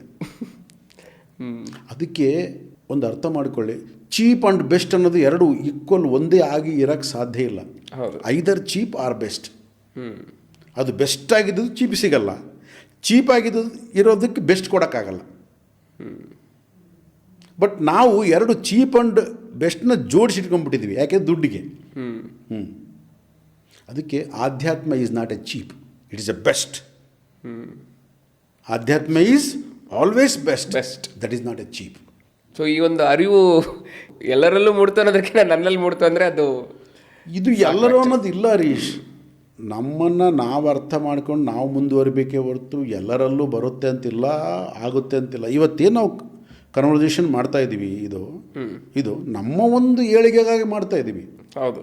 ಬಟ್ ಇವತ್ತು ಮಾಧ್ಯಮ ಇದೆ, ಯೂಟ್ಯೂಬ್ ಇದೆ, ಮಾಧ್ಯಮ ಇದೆ. ಆದ ಕಾರಣ ಅದನ್ನು ನಾವು ಅಪ್ಲೋಡ್ ಮಾಡ್ತಾ ಇದ್ದೀವಿ. ಅಷ್ಟು ಬಿಟ್ಟರೆ ಇದನ್ನು ಯಾರೋ ಉಪಯೋಗ ಮಾಡ್ಕೊತಾರೆ, ಯಾರೋ ಮಾಡ್ತಾರೆ, ಅದು ನಮಗೆ ಸಂಬಂಧ ಇಲ್ಲದೆ ಇರತಕ್ಕಂಥದ್ದು ಅದು. ಹೌದು. ಕೇವಲ ನಮ್ಮ ಏಳಿಗೆ ಅಷ್ಟೇ. ನಾವು ಮಾತಾಡ್ತಾ ಇನ್ನೂ ಉನ್ನತವಾಗ್ತೀವಿ, ಇನ್ನೂ ಉನ್ನತವಾಗಿ ಬೆಳಿತೀವಿ. ಅಲ್ಲಿ ಒಂದು ಎಫರ್ಟ್ ಇರುತ್ತೆ ಆ್ಯಕ್ಚುಲಿ. ಇನ್ನೂ ಉನ್ನತವಾದ ಆಲೋಚನೆಗಳು ಬರ್ತವೆ. ಹೌದಲ್ಲ, ಕರೆಕ್ಟ್ ಅಲ್ಲ, ನಿಜ ಅಲ್ಲ, ಇನ್ನೂ ಉನ್ನತವಾಗಿ ಆಲೋಚನೆ ಮಾಡ್ಬೋದಲ್ಲ, ನಾವು ಹಿಂಗೆ ಜೀವನ ಮಾಡ್ಬೋದಲ್ಲ. ಕೇವಲ ಒಂದು ಯಾವುದೋ ದುಡ್ಡು ಇಟ್ಕೊಂಡು ಅದನ್ನೇ ಇಟ್ಕೊಂಡು ಜೀವನ ಮಾಡೋದಲ್ಲ. ಅದರ ಆಚೆ ಇನ್ನು ಎಷ್ಟು ದೊಡ್ಡದು ಪ್ರಪಂಚ ಇದೆ. ಹೌದು. ದುಡ್ಡು ಅನ್ನೋದು ಒಂದು 2%, 2% ಇರ್ಬೋದು ಅಂತ ಅಂದ್ಕೊ. 98% of the world it doesn't C. ನಾವು ನೋಡ್ತಾನೇ ಇಲ್ಲ, ನಾವು ನೋಡೋಕ್ಕಾಗ್ತಾ ಇಲ್ಲಲ್ಲ. ಇವಾಗ ಅದನ್ನು ಪಕ್ಕಕ್ಕಿಟ್ಟರೆ ಇದು ಕಾಣ್ತಾ ಇದೆಯಲ್ಲ. ಈ ಒಂದು ನಾಲೆಡ್ಜ್ ನಮಗೆ ಬಂದಾಗ ಏನಾಗುತ್ತೆ, ನಮಗೆ ಅವಾಗ ಆಧ್ಯಾತ್ಮ ಎಂಟ್ರಿ ಆಗುತ್ತೆ. ನಾವು ಬಾಪ ಒಳಗಡೆ ಅಂತ ಕರೀತಾರೆ ಆಧ್ಯಾತ್ಮದವ್ರು ನಮ್ಮನ್ನು. ಯಾಕಂದರೆ ಅವ್ರು ಕರಿಬೇಕು. ಯಾಕೆಂದರೆ ಈ ಎಂಟೈರ್ ಯೂನಿವರ್ಸಲ್ಲಿ ನೀನು ಏನೇ ಮಾಡು, ಅವನ ಅಪ್ಪಣೆ ಇಲ್ದಂಗೆ ಏನು ಮಾಡೋಕ್ಕಾಗಲ್ಲ. ಅವನು ಅಂದರೆ ಮತ್ತೆ ನೀನು ಎಲ್ಲೋ ಇದ್ದಾನೆ ಅಂತ ಅಂದ್ಕೊಳ್ಳೋಕೆ ಹೋಗ್ಬೇಡ. ನನ್ನಲ್ಲಿರ್ತಕ್ಕಂಥ ಅವನು ಅಂದರೆ ಈಗ ನಾನು ಕಂಪ್ಲೀಟಾಗಿ ಪ್ರಾಪಂಚಿಕ ಒಂದು ದೃಷ್ಟಿಯಿಂದ ಆಲೋಚನೆ ಮಾಡ್ತಕ್ಕಂಥ ನಾನು ಆಧ್ಯಾತ್ಮಿಕ ದೃಷ್ಟಿಯಿಂದ ಆಲೋಚನೆ ಮಾಡ್ತಕ್ಕಂಥ ನಾನಾಗಿ ಬದಲಾಗಬೇಕು ಅಂತಂದರೆ ಆಧ್ಯಾತ್ಮಿಕವಾಗಿರ್ತಕ್ಕಂಥ ನನ್ನೊಳಗಿರ್ತಕ್ಕಂಥ ನನ್ನನ್ನು ಅದನ್ನು ಸೆಳಿಬೇಕು. ಯಾರೋ ಸೆಳೆಯೋದಲ್ಲ, ಯಾರೋ ಮಾಡೋದಲ್ಲ. ಈಗ ಕೆಲವರು ಹೇಳ್ತಾರೆ ತಿರುಪತಿ ನಾನು ಹೋಗ್ಬೇಕಂತ ಅಂದ್ಕೊಂಡೆ ಆಗಲೇ ಇಲ್ಲ, ಅವನು ಅಂದ್ಕೋಬೇಕು ಅವಾಗ ನಾನು ಹೋಗ್ತೀನಿ. ಕರೆಕ್ಟ್ ಅದು. ಅವ್ನು ಕರ್ಸ್ಕೊಂಡಿಲ್ಲ, ಅವನು ಕರೆಸ್ಕೊಂಡಿಲ್ಲ ನನ್ನ. ಕರೆಕ್ಟ್ ಅದು. ಅವನು ಕರೆಸ್ಕೊಂಡ್ರೆ ನಾನು ಹೋಗ್ತೀನಿ. ಹೌದು. ಅವನು ಅಂದರೆ ಯಾರು? ಅದು ಆಧ್ಯಾತ್ಮ. ಪ್ರಾಪಂಚಿಕವಾದ ನಾನು, ಆಧ್ಯಾತ್ಮಿಕವಾದ ನಾನು, ಇಲ್ಲಿ ಎರಡಿದಾವೆ ಇವಾಗ. ಅದಕ್ಕೆ ಡ್ಯುಯಾಲಿಟಿ ಇದೆ. ಸಿಂಗ್ಯುಲಾರಿಟಿಯಿಂದ ಡ್ಯುಯಾಲಿಟಿ ಬಂತು ಅಂತ ಏನು ಹೇಳ್ತೀವಿ. ಡ್ಯುಯಾಲಿಟಿ ಯಾಕಿದೆ ಅಂದರೆ ಇಲ್ಲಿ ಎರಡಿದೆ ನನ್ನ ಹತ್ರ. ನನ್ನ ಹತ್ರ ಪ್ರಾಪಂಚಿಕವಾಗಿರ್ತಕ್ಕಂಥ ನಾನು ಇದೆ, ಆಧ್ಯಾತ್ಮಿಕವಾಗಿರ್ತಕ್ಕಂಥ ನಾನು ಇದೆ. ಆಧ್ಯಾತ್ಮಿಕವಾಗಿರ್ತಕ್ಕಂಥ ನಾನು ತೆರೆಯ ಮರೆಯಲ್ಲಿದೆ, ಪ್ರಾಪಂಚಿಕವಾಗಿರ್ತಕ್ಕಂಥ ನಾನು ಪ್ರಪಂಚ ಕಾಣ್ತಾ ಇದೆ ಇಲ್ಲಿ. ತೆರೆಯ ಮರೆಯಲ್ಲಿರುವ ನನ್ನನ್ನು ನಾನು ನೋಡಬೇಕು ಅಂದರೆ ನಾನು ಏನು ಮಾಡಬೇಕು? ಸೈಲೆನ್ಸ್. ಮುಂದಕ್ಕೆ ಹೋಗ್ತಕ್ಕಂಥ ನಾನು ಹಿಂದಕ್ಕೆ ಬರಬೇಕು. ಎಲ್ಲಿದ್ದಾನೆ? ತೆರೆಯ ಮರೆಯಲ್ಲಿದ್ದಾನೆ. ಆ ತೆರೆಯ ಮರೆಗೆ ನಾನು ಬಂದರೆ ತಾನೇ ಗೊತ್ತಾಗುತ್ತೆ ನನಗೆ. ನಾನು ತೆರೆಯನ್ನು ಮುಚ್ಚಿಬಿಟ್ಟು ನಾನು ಮುಂದಕ್ಕೆ ಹೋಗ್ತಾ ಇದ್ದೀನಿ ನಾನು. ಸೊ ಮತ್ತೆ ವಾಪಸ್ ಬರ್ಬೇಕು ನಾನು. ನಾನು ವಾಪಸ್ ಬಂದಾಗ ನಾನು ಅವನನ್ನು ಭೇಟಿ ಆಗ್ತೇನೆ ನಾನು. ಹೌದು. ಇಲ್ಲಾಂದ್ರೆ ಹೆಂಗೆ ಭೇಟಿ ಆಗ್ತಾನೆ ಅವನು? ಭೇಟಿಯಾಗಿ ಸಾಧ್ಯ ಇಲ್ಲ. ಅದಕ್ಕೆ ನನಗೆ ಅವನಿಗೆ ಡಿಸ್ಟೆನ್ಸ್ ಬೆಳೀತಾ ಇದೆ. ಹೌದು. ಅದಕ್ಕೋಸ್ಕರ ನಾನು ಅವನು ಎಲ್ಲೆಲ್ಲೋ ಹುಡುಕ್ತಾ ಇದ್ದೀನಿ. ಅದು ನಾನೇ ಅಂತ ಗೊತ್ತಾಗ್ತಾ ಇಲ್ಲ. ಯಾಕಂದರೆ ಅದು ಕರ್ಟನ್ ಸರಿಸ್ಬಿಟ್ರೆ ನಾನೇನೇ ಇರೋದಲ್ಲಿ. ಕರ್ಟನ್ ಅಡ್ಡಾಗ್ತಾ ಇದೆ ನನಗಿವಾಗ. ಹೌದು. ಅದಕ್ಕೆ ನನಗೆ ರಾಜ್ಕುಮಾರ್ ಅವರು ಒಂದು ಹಾಡು ನನಗೆ ತುಂಬ ಇಷ್ಟ. ಯಾವಾಗಲೂ ಹಾಡ್ತಾ ಇರ್ತೀನಿ, ಗುನುಗ್ತಾ ಇರ್ತೀನಿ. ಎಲ್ಲಿಗೆ ಪಯಣ, ಯಾವುದೋ ದಾರಿ, ಏಕಾಂಗಿ ಸಂಚಾರಿ, ಏಕಾಂಗಿ ಸಂಚಾರಿ. ಎಷ್ಟು ಬ್ಯೂಟಿಫುಲ್ ಹಾಡು ನೋಡಿದ್ದು. ಹೌದು. ಎಲ್ಲಿಗೆ ಪಯಣ, ಯಾವುದೋ ದಾರಿ, ಏಕಾಂಗಿ ಸಂಚಾರಿ. ಒಬ್ಬನೇ ಹೋಗ್ತಾ ಇದ್ದೀನಿ ನಾನು ಅಂದ್ಕೊಳ್ತಾ ಇದ್ದೀನಿ ಇವರಿದ್ದಾರೆ, ನಮ್ಮ ಹೆಂಡತಿದ್ದಾಳೆ, ಮಕ್ಕಳಿದ್ದಾರೆ, ಪ್ರಪಂಚ ಇದೆ, ನಾನು ಇದು ಕಟ್ಟಬೇಕು, ಅದು ಮಾಡಬೇಕು. ಅದಿಲ್ಲ, ನಾನು ಒಬ್ಬನೇ ಹೋಗ್ತಾ ಇದ್ದೀನಿ. ದಾರಿ ಕಾಣ್ತಾ ಇಲ್ಲ. ಆದ ಕಾರಣ ಏನೇನೋ ಕಂಡಿದ್ದೆಲ್ಲ ಬೇಕು ಅಂತ ಅಂದ್ಕೊತಾ ಇದ್ದೀನಿ. ದಾರಿ ಕಾಣ್ತಾ ಇಲ್ಲ, ಆದ ಕಾರಣ ಏನು ಕಂಡ್ರೆ ಅದು ಬೇಕು ಅಂತ ಅಂದ್ಕೊತ. ನನ್ನ ದಾರಿಯಲ್ಲಿ ಯಾವ್ದು ಬರುತ್ತೋ ಅದನ್ನು ಬೇಕು ಅಂತ ಕದೀನಿ. ದಾರಿ ಕಾಣ್ತಾ ಇಲ್ಲ. ಎಲ್ಲಿಗೆ ಪಯಣ, ಎಲ್ಲಿ ಪಯಣ ಗೊತ್ತಿಲ್ಲ. ಎಲ್ಲರಂಗೆ ನಾನು ಅಂತ ಅಂದ್ಕೊಂಡ್ಬಿಟ್ಟಿದ್ದೀನಿ. ಏನಪ್ಪ, ಎಲ್ಲರೂ ಹುಟ್ಟಿದಂಗೆ ನಾನು ಹುಟ್ಟಿದೆ, ಎಲ್ಲರೂ ಬೆಳೆದಂಗೆ ನಾನು ಬೆಳೆದೆ, ಎಲ್ಲರೂ ಓದ್ದಂಗೆ ನಾನು ಓದಿದೆ, ಎಲ್ಲರೂ ಜಾಬ್ ಮಾಡ್ದಂಗೆ ನಾನು ಜಾಬ್ ಮಾಡ್ತಾಯಿದ್ದೀನಿ ಅಂತ ಅಂದ್ಕೊತಾ ಇದ್ದೀನಿ ನಾನು. Because it is comparative. ನಾನು ಕಂಪ್ಯಾರಿಟಿವ್ಲಿ ನಾನು ಅಂದ್ಕೊತಾ ಇದ್ದೀನಿ. ನಾನು ಕಂಪೇರ್ ಮಾಡ್ತಾಯಿದ್ದೀನಿ. ನಾನಲ್ಲ, ಬೇರೆಯವರಿಲ್ಲ, ಇರೋದು ನಾನೇ. ಅದು ಬರಬೇಕದು. ಹೌದು. ಯಾಕೆ ನನಗೆ ಏನು ಸಂಬಂಧ ಅದು? ನನಗೆ ಹರೀಶ್ ಏನು ಸಂಬಂಧ ಹೇಳು? ಜಸ್ಟ್ ಒಂದು ಗಂಟೆ ಹರೀಶ್ನ ಹತ್ರ ಕುಂತ್ಕೊಂಡು ಮಾತಾಡ್ತೀನಿ ನಾನು. ಆಮೇಲೆ ನನ್ನ ಜೀವನ ನಂದೇ. ಹೌದು. ಸೊ ಯಾವಾಗ ಈ ಆಲೋಚನೆ ನನ್ನಲ್ಲಿ ಪ್ರಾರಂಭ ಆಯಿತು, ನನಗೆ ಎಂಟ್ರಿ ಕಾರ್ಡ್ ಸಿಗುತ್ತೆ. ಮತ್ತೆ ಅಲ್ಲಿಗೆ ಹೋದ್ಮೇಲೆ ಬೇರೆ. ಅರ್ಥ ಆಯ್ತಾ?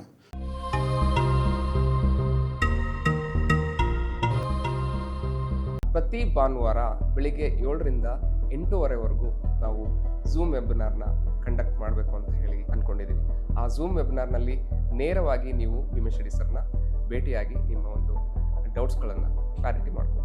ಯೂಟ್ಯೂಬ್ ಡಿಸ್ಕ್ರಿಪ್ಷನ್ ಒಳಗಡೆ ನೀವು ಹೋಗಿ ಚೆಕ್ ಮಾಡಿದಾಗ ಅಲ್ಲಿ ಝೂಮ್ ವೆಬಿನಾರ್ನ ರಿಜಿಸ್ಟ್ರೇಷನ್ ಫಾರ್ಮ್ ಲಿಂಕ್ ಇರುತ್ತೆ. ಅದನ್ನು ಓಪನ್ ಮಾಡಿಬಿಟ್ಟು ನಿಮ್ಮ ಡೀಟೇಲ್ಸ್ನ ಫಿಲ್ಅಪ್ ಮಾಡಿದರೆ ನಮ್ಮ ಬ್ಯಾಕ್ ಎಂಡ್ ಟೀಮಿಂದ ನಿಮಗೆ ಒಂದು ಝೂಮ್ ವೆಬಿನಾರ್ ಲಿಂಕ್ನ ಕಳಿಸ್ಕೊಡ್ತೀವಿ. ಸೊ ಹಾಗೆ ಕಮೆಂಟ್ ಸೆಕ್ಷನಲ್ಲೂ ಕೂಡ ಝೂಮ್ ವೆಬಿನಾರ್ ರಿಜಿಸ್ಟ್ರೇಷನ್ ಲಿಂಕ್ ಕೂಡ ದೊರೆಯುತ್ತೆ. 2026ರಿಂದ ನೀವು ನೇರವಾಗಿ ಭೀಮೇಶ್ ಸರ್ ಜೊತೆಗೆ ಪ್ರತಿ ಭಾನುವಾರ ಬೆಳಿಗ್ಗೆ 7ರಿಂದ 8:30ವರೆಗೂ ಅವರೊಂದಿಗೆ ನೀವು ಚರ್ಚೆ ಮಾಡಿ.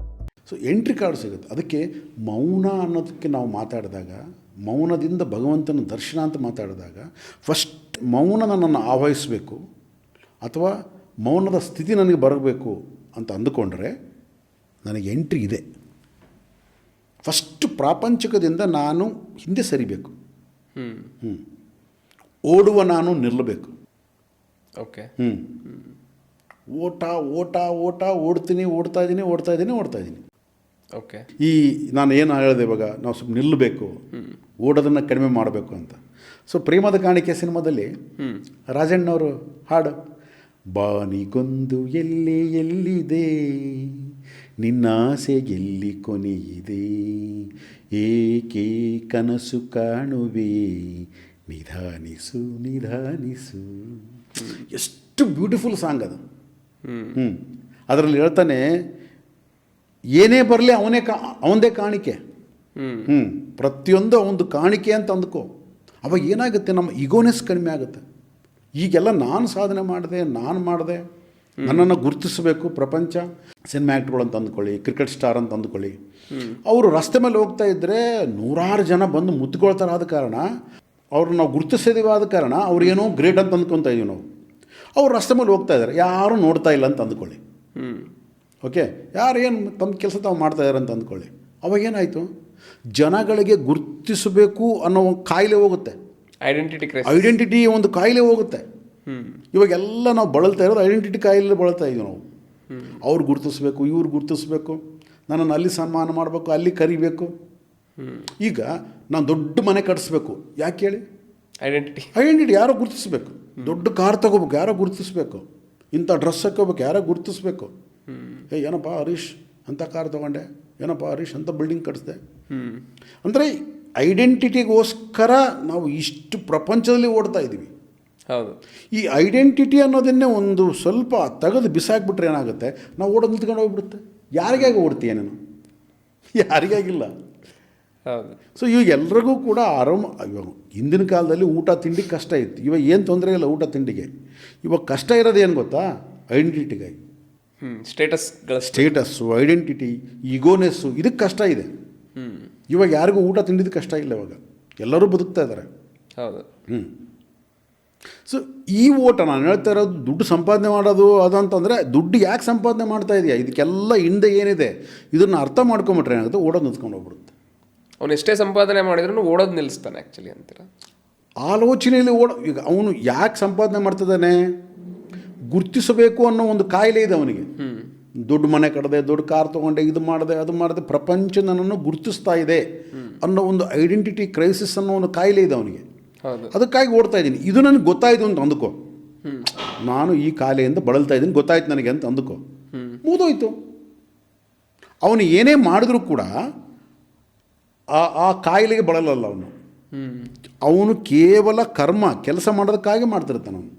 ಓಕೆ, ಕೆಲಸ ಮಾಡೋದಕ್ಕಾಗಿ ಮಾಡುವ ಕೆಲಸ ಬೇರೆ, ಗುರುತಿಸಬೇಕು ಅನ್ನೋ ಮಾಡುವಂಥ ಕೆಲಸ ಬೇರೆ. ಸೊ ಇವೆರಡರ ಮಧ್ಯೆ ಡಿಫರೆನ್ಸ್ ನಮಗೆ ಅರ್ಥ ಆಯಿತು ಅಂತಂದರೆ ನಮ್ಮ ಜೀವನ ನಮ್ಮ ಕೈಯಲ್ಲಿ ಬಂತು. ಈಗ ನನಗೆ ಇನ್ನೊಬ್ಬರು ಗುರುತಿಸ್ಬೇಕಷ್ಟೇ. ಈಗ ನೀವು ಯಾವುದೋ ಒಂದು ಆರ್ಟ್ ಬರೆದಿದ್ದೀರಿ ಅಂತಂದ್ರೆ, ಒಂದು ಚಿತ್ರ ಬಿಡಿಸಿದ್ರಿ ನೀವು.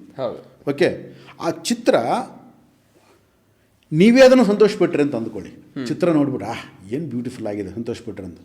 ಅದು ಐಡೆಂಟಿಟಿ ಕ್ರೈಸಿಸ್ ಅಲ್ಲ. ಆ ಚಿತ್ರವನ್ನು 10 ಜನ ನೋಡಿ ಗುರುತಿಸಬೇಕು ಅಂತಂದು ನೀವು ಬಯಸ್ತೀರಿ ನೋಡಿ, ಅದು ಐಡೆಂಟಿಟಿ ಕ್ರೈಸಿಸ್. ನಿಮ್ಮ ಖುಷಿಗೋಸ್ಕರ ಮಾಡೋದು. ಇವಾಗ ನಾನೊಂದು ಹಾಡು ಹಾಡ್ತೀನಿ, ನಾನೇನು ದೊಡ್ಡ ಸಂಗೀತಗಾರನಲ್ಲ ಇದಲ್ಲ, ಬಟ್ ನನ್ನ ಹಾಡು, ನಾನು ಹಾಡ್ತಕ್ಕಂಥ ಹಾಡು ನನಗೆ ಖುಷಿ ಕೊಡ್ತದೆ. ಅದು ಆಧ್ಯಾತ್ಮಿಕತೆ. ನಾನು ಆಡ್ತಕ್ಕಂಥ ಹಾಡನ್ನ 100 ಜನ ಗುರುತಿಸಬೇಕು, ಅದು ಪ್ರಾಪಂಚಿಕತೆ. ಓಕೆ, ಈಗ ನಾವು ಒಂದು ರೆಕಾರ್ಡ್ ಮಾಡ್ತಾಯಿದ್ದೀವಿ, ಯೂಟ್ಯೂಬಲ್ಲಿ ಅಪ್ಲೋಡ್ ಮಾಡ್ತೀವಿ, ಇಷ್ಟು 1000 ವ್ಯೂಸ್ ಬರಬೇಕು, ಬಂದ್ರೇ ನನಗೆ ಖುಷಿ. ಹೋಯ್ತು, ಪ್ರಾಪಂಚಿಕತೆ ಹೋಯ್ತು. ಒಬ್ಬರು ನೋಡ್ತಾರ, ಇಬ್ಬರು ನೋಡ್ತಾರ, 1000 ಜನ ನೋಡ್ತಾರ, 10,000 ಜನ ನೋಡ್ತಾರ, 1,00,000 ಜನ ನೋಡ್ತಾರೆ, ನಮಗೆ ಸಂಬಂಧ ಇಲ್ಲ. ನಮಗೆ ನಾವು ಇವತ್ತು ಖುಷಿಯಾಗಿ ಮಾತಾಡ್ತಾ ಇದ್ದೀವೇ ಇಲ್ಲ, ಇದು ಇಂಪಾರ್ಟೆಂಟ್. ಇದು ಆಧ್ಯಾತ್ಮಿಕತೆ. ನಮಗೆ ಪ್ರಾಪಂಚಿಕತೆ ಇದ್ದರೆ ಏನಾಗುತ್ತೆ, ಈ ಖುಷಿಯಾಗಿ ಮಾತಾಡೋದು ಪಕ್ಕಕ್ಕಿಡೋ, ಇದನ್ನೆಲ್ಲ ರೂಲ್ಸ್ ರೆಗ್ಯುಲೇಷನ್ ಇಟ್ಕೊಂಡು ಹಿಂಗೆ ಮಾತಾಡಬೇಕು, ಹಂಗೆ ಮಾತಾಡಬೇಕು, ಜನಕ್ಕೆ ಇದೇ ಬೇಕು, ಜನಕ್ಕೆ ಬೇಕಿದ್ದೇ ಮಾತಾಡಬೇಕು. ಆವಾಗ ಅದರಿಂದ ಹೋಗ್ಬಿಟ್ಟು ಬೆಳಗ್ಗೆ ಲೈಕ್ಸ್ ನೋಡೋದೇ ಅವ್ರು ಹೇಳಿದ್ದನ್ನು ಕೊಡೋದಕ್ಕೆ ಸ್ಟಾರ್ಟ್ ಮಾಡೋದು. ರಿಯಾಲಿಟಿನ ಹುಡ್ಕೊಂಡು ಹೋಗೋದು ಸ್ಟಾಪ್. ಅಲ್ಲಲ್ಲ, ರಿಯಾಲಿಟಿ ಅಲ್ಲ, ಜನಕ್ಕೇನು ಬೇಕೋ ಅದು ಕೊಡೋದಲ್ಲ, ನನ್ನ ಹತ್ರ ಏನಿದೆ ಅದು ಕೊಡಬೇಕು. ಜನಕ್ಕೇನು ಬೇಕೋ ಅದು ಕೊಡಬೇಕಾದ್ರೆ ನಾನು ಪ್ರಯತ್ನ ಮಾಡಬೇಕು. ನಾನು ಹೊಸ ಇದನ್ನು ನೋಡ್ಕೊಂಡು ಓದ್ಕೊಂಡು ಇದು ಬೇಕು ಅದು ಬೇಕು, ರಾಜಕೀಯ ಮಾತಾಡಬೇಕು, ಸಿನಿಮಾ ಮಾತಾಡಬೇಕು, ಅದು ಗಾಸಿಪ್ ಮಾತಾಡಬೇಕು, ಇದು ಗಾಸಿಪ್ ಮಾತಾಡಬೇಕು, ಅದು ಜನಗಳಿಗೆ ಇಷ್ಟ ಆಗೋದನ್ನು ಮಾತಾಡಬೇಕು. ಅಲ್ಲ, ಇವತ್ತಿನ ದಿವಸ ಜನಗಳಿಗೆ ಭಯ ಬೀಳಿಸ್ಬೇಕು. ಜನರಿಗೆ ಏನು ಬೇಕು ಅಂತಲೇ ಗೊತ್ತಿಲ್ಲ ಆ್ಯಕ್ಚುಲಿ ಹೇಳ್ಬೇಕಂದ್ರೆ. ಅಲ್ಲ, ಅವ್ರಿಗೆ ಬೇಕು ಬೇಡವೋ ಅಲ್ಲ ಹೇಳ್ತಿರೋದು ನಾನು. ಜನಗಳಿಗೆ ಇದು ಇಷ್ಟ ಅಂತ ನಾವು ಡಿಸೈಡ್ ಮಾಡಿಬಿಡ್ತೀವಿ, ಮಾಡಿಬಿಟ್ಟು ಮಾತಾಡೋಕೆ ಹೋಗ್ತೀವಿ ನಾವು. ಇವತ್ತು ಏನು ಓಡ್ತಾ ಇದೆ ಅದನ್ನು ಮಾಡಬೇಕಂತ. ಸೊ ಅದು ಯಾವಾಗ ಹೋಯ್ತು ಅಂದರೆ ಪ್ರಾಪಂಚಿಕದ ಓಟದಲ್ಲಿ ನಾವು ಕೂಡ ಬಿದ್ದೀವಿ ಅಂತ ಲೆಕ್ಕ. ನಮಗೆ ಬೇಕಾಗಿಲ್ಲ, ನಮ್ಗೆ ಯಾರೂ ಬೇಕಾಗಿಲ್ಲ. ಅದಕ್ಕೋಸ್ಕರ ಎಲ್ಲೇ ಆದರೂ ನಮ್ಮ ಒಂದು ಯೂಟ್ಯೂಬ್ ಚಾನಲಲ್ಲಿ ಸಬ್ಸ್ಕ್ರೈಬ್ ಮಾಡಿ ಅಂತ ಕೇಳ್ತಾ ಇದ್ದೀವ, ಲೈಕ್ ಮಾಡಿ ಅಂತ ಕೇಳ್ತಾ ಇದ್ದೀವ, ಶೇರ್ ಮಾಡಿ ಅಂತ ಕೇಳ್ತಾ ಇದ್ದೀವ? ಇಲ್ಲ. ಯಾಕೆ? ನಮಗೆ ಅದ್ರ ಗೊಡವೆನೇ ಬೇಡ. ಹಾಂ, ಎಕ್ಸಾಕ್ಟ್ಲಿ. ಇವತ್ತು ಸಬ್ಸ್ಕ್ರೈಬ್ ಮಾಡಿ, ಲೈಕ್ ಮಾಡಿ, ಶೇರ್ ಮಾಡಿ ಅಂದ ತಕ್ಷಣ ನಮಗೆ ಅದು ವ್ಯೂಸ್ ಬೇಕು, ಇದು ಬೇಕು, ಅದು ಬೇಕು ಅಂತೆಲ್ಲ ಶುರುವಾಗುತ್ತೆ. ನಮಗೆ ಬೇಡ, ಗೊಡವೆನೇ ಬೇಡ. ರಿಯಲ್ ಆಗಿ ಕನೆಕ್ಟ್ ಆಗಿ ಈ ಒಂದು ಚರ್ಚೆ ನಮಗೆ ಇಂಟ್ರೆಸ್ಟಿಂಗ್ ಆಗಿದೆ ಅಂತ ಬರೋರು ಬರ್ತಾರೆ ಆ್ಯಕ್ಚುಲಿ. ಅಲ್ಲ, ಅದು ಬೇಡ, ಅದು ಬೇಡ. ನಮಗೆ ನಮ್ಮ ಖುಷಿಗಾಗಿ ಅಪ್ಲೋಡ್ ಮಾಡ್ತಾಯಿದ್ದೀವಿ, ನಮ್ಮ ಖುಷಿಗಾಗಿ ನಾವು ಮಾಡ್ತಾಯಿದ್ದೀವಿ. ಸೊ ನಮ್ಮ ಖುಷಿಗಾಗಿ ಯಾವತ್ತು ನಾವು ಮಾಡ್ತೀವಿ, ದಟ್ ಈಸ್ ಸ್ಪಿರಿಚುವಾಲಿಟಿ. ಪ್ರಾಪಂಚದ ಖುಷಿಗಾಗಿ ಯಾವತ್ತು ನಾವು ಹಾರಾಟ ಪಡ್ತೀವಿ, ಅದು ಪ್ರಾಪಂಚಿಕತೆ. ಸೊ ಈ ಡಿಫರೆನ್ಸ್ನ ಅರ್ಥ ಮಾಡಿಕೊಂಡು ನಾವು ಜೀವನವನ್ನು ನಡೆಸೋದಕ್ಕೆ ಪ್ರಾರಂಭ ಮಾಡಿದ ದಿನ ನಾವು ಆಧ್ಯಾತ್ಮದಲ್ಲಿ ಎಂಟ್ರಿ ಆಗ್ತೀವಿ. ಇವಾಗ ನಾವು ಕೇವಲ ಇನ್ನೂ ಆಧ್ಯಾತ್ಮದಲ್ಲಿ ಎಂಟ್ರಿ ಆಗಿದ್ದೀವಿ ಇವಾಗ. ಹೌದು. ಆಧ್ಯಾತ್ಮ ಜೀವನವನ್ನು ನಡೆಸಿದಾಗ ಅದರ ಆ ಒಂದು ಸುಖ ಬರೋದಕ್ಕೆ ಸ್ಟಾರ್ಟ್ ಆಗುತ್ತೆ, ಆ ಒಂದು ಎಸೆನ್ಸ್ ಬರೋದಕ್ಕೆ, ಆ ರಸ ಬರೋದಕ್ಕೆ ಸ್ಟಾರ್ಟ್ ಆಗುತ್ತೆ. ಅದೊಂದು ರಸ ಅದು. ಆಧ್ಯಾತ್ಮ ರಸ ಅದು. ಸೊ ಅದು ಆ ಆಧ್ಯಾತ್ಮ ರಸನೇ ಅಮೃತ ಅಂತ ಕರಿಬೋದು ಅದನ್ನು. ಭೀಮೇಶ್ ರೆಡ್ಡಿ ಸರ್ ಬರೆದಿರ್ತಕ್ಕಂಥ ಈ ಒಂದು ಚಂದ್ರ ಮೇಲೆ ಬಂದ ನೋಡು ಎಂತ ಚಂದ ಅನ್ನೋ ಒಂದು ಬ್ಯೂಟಿಫುಲ್ ಬುಕ್ ರೀಸೆಂಟಾಗಿ ರಿಲೀಸ್ ಆಗಿದೆ. ಸೊ ಇದನ್ನ ಕಲ್ಪನಾ ಲೋಕಕ್ಕೆ ತಗೊಂಡು ಹೋಗ್ತಕ್ಕಂಥ ಒಂದು ಪುಸ್ತಕ ಅಂತ ಹೇಳಿ ಕರಿಬೋದು. ಸೊ ಹಾಗೆ ಈ ಒಂದು ಪುಸ್ತಕ ನಮಗೆ ಇಂಗ್ಲಿಷ್ನಲ್ಲೂ ಕೂಡ ಇದೆ, ಮೂನ್ಲೈಟ್ ಮ್ಯೂಸಿಂಗ್ಸ್ ಅಂತ ಹೇಳ್ಬಿಟ್ಟು. ಈ ಎರಡು ಪುಸ್ತಕಗಳು ನಿಮಗೆ ಅಮೆಝಾನಲ್ಲೂ ಕೂಡ ಸಿಗುತ್ತೆ. ಸೊ ಅಮೆಝಾನ್ನಲ್ಲಿ ನೀವು ಪರ್ಚೇಸ್ ಮಾಡ್ಬೋದು, ಫ್ಲಿಪ್ಕಾರ್ಟಲ್ಲಿ ಕೂಡ ಇದೆ. ಪುಸ್ತಕನ ನೀವು ಡೈರೆಕ್ಟಾಗಿ ನಮ್ಮಿಂದ ಪಡ್ಕೋಬೇಕು ಅಂತ ಹೇಳಿದ್ರೆ ಡಿಸ್ಕೌಂಟ್ ಕೂಡ ಇರುತ್ತೆ. ಆ ಲಿಂಕ್ನ ಕೂಡ ಕಮೆಂಟ್ ಬಾಕ್ಸಲ್ಲಿ ಹಾಕಿರ್ತೀವಿ. ಸೊ ಆಮೇಲೆ ಡಿಸ್ಕ್ರಿಪ್ಷನಲ್ಲಿ ಕೂಡ ಇರುತ್ತೆ, ಬೇಕಾದವರು ಪರ್ಚೇಸ್ ಮಾಡ್ಬೋದು. ಸೊ ನಾವು ಮೌನದ ಬಗ್ಗೆ ಮಾತಾಡ್ತಾ ಹೋದ್ವಿ ಆ್ಯಕ್ಚುಲಿ. ಮೌನದ ಒಂದು ಉತ್ತುಂಗತ ಸ್ಥಿತಿ ಮುಟ್ಟಬೇಕಾದ್ರೆ ಕೆಲವೊಂದು ಸಿಂಪಲ್ ಸ್ಟೆಪ್ಸ್ ಏನು ಅಂತ ಹೇಳಿ ನೋಡ್ತಾ ಹೋದಾಗ ಒಂದು ಅಟ್ಯಾಚ್ಮೆಂಟಿಂದ ನಾವು ಹೊರಗಡೆ ಬರಬೇಕು, ಅಂದರೆ ಡಿಟ್ಯಾಚ್ಡ್ ಆಗಿರಬೇಕು ಅನ್ನೋದ್ರ ಬಗ್ಗೆ ಗೊತ್ತಾಗ್ತಾ ಹೋಯಿತು. ಯಾಕಂದರೆ ಇವತ್ತಿನ ದಿವಸ ಮೌನ ಅನ್ನೋದು ದೂರದ ಮಾತು ಆ್ಯಕ್ಚುಲಿ. ಮೌನದಿಂದ ನಮ್ಮ ಜೀವನ ಎಷ್ಟು ಬದಲಾವಣೆ ಆಗುತ್ತೆ ಅನ್ನೋದನ್ನು ಇಲ್ಲಿ ನಾವು ತಿಳ್ಕೊತಾ ಹೋಗ್ಬೋದು. ಇವತ್ತಿನ ದಿವಸ ಆಗ್ತಕ್ಕಂಥ ಒಂದು ಗೊಂದಲ ಆಯಿತು, ನಾವು ತೊಗೊಳ್ತಕ್ಕಂಥ ಡಿಸಿಷನ್ ಆಯಿತು, ಆಮೇಲೆ ನಾನಿರ್ತಕ್ಕಂಥ ಒಂದು ನನ್ನ ವ್ಯಕ್ತಿತ್ವ, ಆಮೇಲೆ ಎಲ್ಲರಿಗೂ ಸಂಬಂಧಪಡೋಂಥದ್ದು. ಇದು ಇಂಥ ಏಜ್ ಕ್ಯಾಟಗರಿ ಅಂತ ಇಲ್ಲ ಆ್ಯಕ್ಚುಲಿ. ಸೊ ಎಲ್ಲರಿಗೂ ಬೇಕಾಗಿರ್ತಕ್ಕಂಥ ಒಂದು ಅರಿವು ಅಂತ ಹೇಳ್ಬೋದು ಆ್ಯಕ್ಚುಲಿ ಇದನ್ನು. ಸೊ ಹೀಗಿರುವಾಗ ಈ ಒಂದು ಮೌನಕ್ಕೆ ಡಿಟ್ಯಾಚ್ಮೆಂಟ್ ಅಲ್ಲದೆ ಸೊ ಮತ್ತೆ ಹಲವು ಇಂಪಾರ್ಟೆಂಟ್ ಆಗಿರ್ತಕ್ಕಂಥದ್ದನ್ನು ಏನನ್ನ ನಾವು ಅಳವಡಿಸ್ತೀವಿ. ಈಗ ಏನಾಗುತ್ತೆ ಹರೀಶ್ ಅಂದರೆ, ಒಮ್ಮೆ ನಮಗೆ ಮೌನ ಅನ್ನೋ ಒಂದು ಸ್ಥಿತಿನ ಅಭ್ಯಾಸ ಮಾಡೋದಕ್ಕೆ ಪ್ರಾರಂಭ ಮಾಡಿದ್ರೆ ಏನಾಗುತ್ತೆ, ನಾವು ಪ್ರಪಂಚದಿಂದ ಡಿಟ್ಯಾಚ್ ಆಗೋಕ್ಕೆ ಸ್ಟಾರ್ಟ್ ಮಾಡ್ತೀವಿ. ಡಿಟ್ಯಾಚ್ ಅಂತಂದರೆ ಎಲ್ಲವೂ ಡಿಟ್ಯಾಚೆ. ಫಾರ್ ಎಕ್ಸಾಂಪಲ್, ಈಗ ನಮ್ಮ ಮನೆಯಲ್ಲಿ ನಮ್ಮ ಮಿಸಸ್ ನಾನು ಬೈದ್ಲು ಅಂತ ಅಂದ್ಕೊಳ್ಳಿ. ಏನೋ ನನಗೆ ಊಟ ಮಾಡ್ಬೇಕಾದ್ರೆ ಏನೋ ಮಾತಾಡಿದೆ, ಇದು ಸರಿಗಿದೆ ಅಂತ ಮಾತಾಡಿದೆ, ಇದು ಸರಿಗಿಲ್ಲ ಅಂತ ಮಾತಾಡಿದೆ, ಏನೋ ಮಾತಾಡಿದೆ, ಬೈಯಕ್ಕೆ ಶುರು ಮಾಡಿದ್ವು ಅಂತ ಅಂದ್ಕೊ. ಇಷ್ಟು ದಿನ ಏನಾಗ್ತಾ ಇತ್ತು, ನಾವು ಕೂಡ ಕೋಪ ಮಾಡ್ಕೋತಾ ಇದ್ವಿ. ಏನು ಸರಿಗಿದೆ ಅಂತ ಹೇಳ್ಬಾರ್ದ ಅಂತ ಹೇಳ್ತಾ ಇದ್ದೀವಿ. ಓಕೆ, ಈಗ ಅದನ್ನೇ ಊಟ ಮಾಡ್ತಾ ಇರ್ತೀವಿ. ಅವ್ರು ಬೈತಾ ಇರ್ತಾರೆ, ಅವ್ರ ಕೆಲಸ ಅವ್ರು ಬೈತಾ ಇರ್ತಾರೆ, ನಾವು ಊಟ ಮಾಡ್ತಾ ಇರ್ತೀವಿ. ಆ ಬೈಗಳನ್ನು ಎಂಜಾಯ್ ಮಾಡ್ತಿರ್ತೀವಿ. ಈ ಒಂದು ಸ್ಥಿತಿ ಮುಟ್ಟೋದು ಬ್ಯೂಟಿಫುಲ್. ಅದನ್ನು ಬೈಗಳನ್ನು ಎಂಜಾಯ್ ಮಾಡೋದು ಭಾಳ ಬ್ಯೂಟಿಫುಲ್ ಸ್ಥಿತಿ. ಅದು ಖುಷಿ ಆಗ್ತಾ ಇರ್ತದೆ. ಸುಮ್ಮನೆ ಅವ್ರು ಏನೇನೋ ಬೈತಾ ಇರ್ತಾರಲ್ಲ, ಅದನ್ನು ಎಂಜಾಯ್ ಮಾಡೋದು, ನಗೋದು, ಇನ್ನೂ ಅವ್ರನ್ನ ರೈಸ್ ಮಾಡೋದು. ಯಾಕೋ ಕಡಿಮೆ ಬೈದೆ ಇವತ್ತು. ಬೈದಲ್ಲ, ಅವ್ರು ಇನ್ನೂ ರೈಸ್ ಮಾಡೋದು, ಅವ್ರನ್ನೂ ಚೆನ್ನಾಗಿ ಬೈತಿರ್ತಾರೆ. ಅದಕ್ಕೆ ಒಂದೊಂದ್ಸಲ ನಮ್ಮ ಮನೆಯಲ್ಲಿ ಹೇಳ್ತಾ ಇರ್ತಾಳೆ, ನಮಗೆಲ್ಲ ಪಾಪಕ್ಕೆ ತಗೊಂಡು ಹಾಕ್ತಿದ್ರಿ ನೀವು, ಇನ್ನೂ ಬೈದು ನಿಮ್ಮನ್ನು ನಮಗೆಲ್ಲ ಪಾಪ ಜಾಸ್ತಿ ಬರ್ತಾ ಇದೆ ಅಂತ. ನಾನು ಒಂದೇ ಹೇಳ್ತೀನಿ, ಒಂದು ವೇಳೆ ಆ ಒಂದು ಆಲೋಚನೆ ಬಂದಾಗ, ಪಾಪದ ಒಂದು ಆಲೋಚನೆ ಬಂದಾಗ ಮತ್ತೆ ಬೈಬಾರ್ದು ನಿಂತ್ಕೋಬೇಕಲ್ಲ, ಬೈಬಾರ್ದಲ್ಲ, ನೀವು ಕಡಿಮೆ ಆಗಬೇಕಲ್ಲ. ಯಾಕಂದರೆ ಪ್ರಾಬ್ಲಮ್ ಏನು ಅಂತ ಗೊತ್ತಾದರೆ ಸೊಲ್ಯೂಷನ್ ನಿಮ್ಮ ಹತ್ರ ಇರುತ್ತೆ. ಭಾಳ ಜನಗಳಿಗೆ ಪ್ರಾಬ್ಲಮ್ ಗೊತ್ತಿಲ್ಲ, ಆದ ಕಾರಣ ಸೊಲ್ಯೂಷನ್ ಇಲ್ಲ.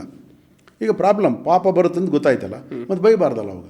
ಇಲ್ಲ, ಆವೇಶದಲ್ಲಿ ಬೈದು ಬಿಡ್ತೀವಿ ಅಂತ. ಅದರಿಂದ ನಿನಗೆ ಪ್ರಪಂಚ ಅನ್ನೋದು ಭಾಳ ಖುಷಿ ಕೊಡುತ್ತೆ. ನೀನು ಡಿಟ್ಯಾಚ್ಮೆಂಟ್ ಆಗ್ತಿದ್ದಂಗೆ ಪ್ರಪಂಚ ಖುಷಿ ಕೊಡೋಕೆ ಎಂಟರ್ಟೈನ್ಮೆಂಟ್ ಸಿಗುತ್ತೆ ನಿನಗೆ. Each and every moment entertainment ಸಿಗುತ್ತೆ ನಿಮಗೆ. ಈಗ ನೀವು ಇವಾಗ ರೋಡಲ್ಲಿ ಹೋಗ್ತಾ ಇರ್ತೀರಿ, ಕಾರಲ್ಲಿ ಹೋಗ್ತಾ ಇರ್ತೀರಿ. ಓಕೆ, ನೀವು ಡಿಟ್ಯಾಚ್ ಆಗಿರ್ತೀರಿ ಅಂದರೆ ಏನು, ಫಾರ್ ಎಕ್ಸಾಂಪಲ್ ಇವತ್ತು ಯಾವುದೋ ಒಂದು ಪ್ರೋಗ್ರಾಮ್ಗೆ ಹೋಗ್ಬೇಕಾಗಿತ್ತು ಅಂತ ಅಂದ್ಕೊಳ್ಳಿ. ಸೊ ಆ ಪ್ರೋಗ್ರಾಮ್ಗೆ ಹೋಗ್ತಾ ಇರ್ತೀರಿ, ಎಲ್ಲೋ ಟ್ರಾಫಿಕ್ ಜಾಮ್ ಆಯಿತು, ಇನ್ನೊಂದು ಆಯಿತು, ಏನೋ ಆಯಿತು ಅಂತ ಒಬ್ಬನು ಬಂದು ಇನ್ನೊಬ್ಬನಿಗೆ ಹೊಡಿತಾ ಇರ್ತಾನೆ, ಹೊಡ್ಕೊಳ್ತಾ ಇರ್ತಾನೆ, ಅವ್ನು ಬೈತಾ ಇರ್ತಾನೆ, ಇವನು ಮಾತಾಡ್ತಾ ಇರ್ತಾನೆ. ಅವಾಗ ನೀವು ಏನು ಮಾಡ್ತೀರಿ ನೀವು? ನಿಮಗೆ ಅದು ಪ್ರೋಗ್ರಾಮಿಗೆ ಹೋಗ್ಬೇಕಷ್ಟೇ. ಬಟ್ ಏನು ಮಾಡೋಕ್ಕಾಗಲ್ಲ. ಈ ಡಿಟ್ಯಾಚಬಲ್ ಒಂದು ಮೈಂಡ್ ಬಂತು ಅಂತಂದರೆ ನೀವು ಅದನ್ನು ಪ್ರಪಂಚವನ್ನು ನೀವು ಟಿ ವಿ ಥರ ನೋಡ್ತಾ ಇರ್ತೀರಿ. ಯಾವನೇ ಎಲ್ಲೆಲ್ಲಿ ಏನೇನು ಮಾಡ್ತಾನೆ, ಏನೇನು ಬಿಡ್ತಾನೆ. ಇಲ್ಲ ಅಂದರೆ ಏನಾಗುತ್ತೆ, ನಾವು ಇನ್ವಾಲ್ವ್ ಆಗಿಬಿಡ್ತೀವಿ. ನಾವು ಗದರ್ಸಕ್ಕೆ ಶುರು ಮಾಡಿಬಿಡ್ತೀವಿ. ನೀನು ಸರ್ಕೋ, ಬೇಗ ಹೋಗಬೇಕು, ಅದು ಮಾಡಬೇಕು, ಅಲ್ಲಿ ರೈಸ್ ಆಗ್ತೀವಿ, ಏನೇನೋ ಒಂದಲ್ಲ ಅದು. ಸೊ ಯಾವತ್ತೂ ಡಿಟ್ಯಾಚಬಲ್ ಆಗಿದ್ದಾಗ ಪ್ರಪಂಚವನ್ನು ಎಂಟರ್ಟೈನ್ಮೆಂಟ್ ಪೊಸಿಷನಲ್ಲಿ ನೋಡ್ಬೋದು ನಾವು. ಒಂಥರ ಖುಷಿ ಕೊಡುತ್ತೆ ಪ್ರಪಂಚ ಅವಾಗ. ಸೊ ಅಲ್ಲಿಂದ ನಮಗೆ ಆಧ್ಯಾತ್ಮದ ಒಂದು ಅನುಭವ ಆಗೋದಕ್ಕೆ ಸ್ಟಾರ್ಟ್ ಆಗುತ್ತೆ. ಒಂದು ಸಾರಿ ಆಧ್ಯಾತ್ಮದ ಅನುಭವ ಬಂತು ಅಂತಂದರೆ ಆಗ ಅವನ ದರ್ಶನ ಪಡಿಬೇಕು ಅಂತ ಅನಿಸುತ್ತೆ. ಅವನನ್ನು ಹುಡುಕಬೇಕು ಅಂತ ಅನಿಸುತ್ತೆ. ಸರ್ಚಿಂಗ್ ಫಾರ್ ದ ಟ್ರೂತ್ ಅಂತ ಏನು ಕರಿತೀವಿ, ಅಲ್ಲಿ ಪ್ರಾರಂಭ ಆಗುತ್ತೆ. ಇವಾಗ ಸರ್ಚಿಂಗ್ ಫಾರ್ ದ ಮನಿ, ಹೌದು, ಸರ್ಚಿಂಗ್ ಫಾರ್ ದ ಐಡೆಂಟಿಫಿಕೇಷನ್. ಈಗೆಲ್ಲ ಬರೀ ಸರ್ಚ್ ಮಾಡ್ತಾ ಇರೋದು ಇದನ್ನ ನಾವು. ಸರ್ಚಿಂಗ್ ಫಾರ್ ಟ್ರೂತ್ ಅಲ್ಲಿ ಸ್ಟಾರ್ಟ್ ಆಗುತ್ತೆ. ನಾವು ಮಾತಾಡ್ತಾ ಹೋದ್ವಿ ಆ್ಯಕ್ಚುಲಿ.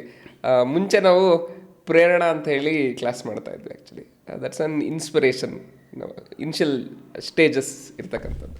ಆಮೇಲೆ ಪ್ರಕ್ಷಾಲನ ಅಂತ ಹೇಳಿ ಒಂದು ಲೆವೆಲ್, ಆ್ಯಕ್ಚುಲಿ ಸೆಕೆಂಡ್ ಲೆವೆಲ್.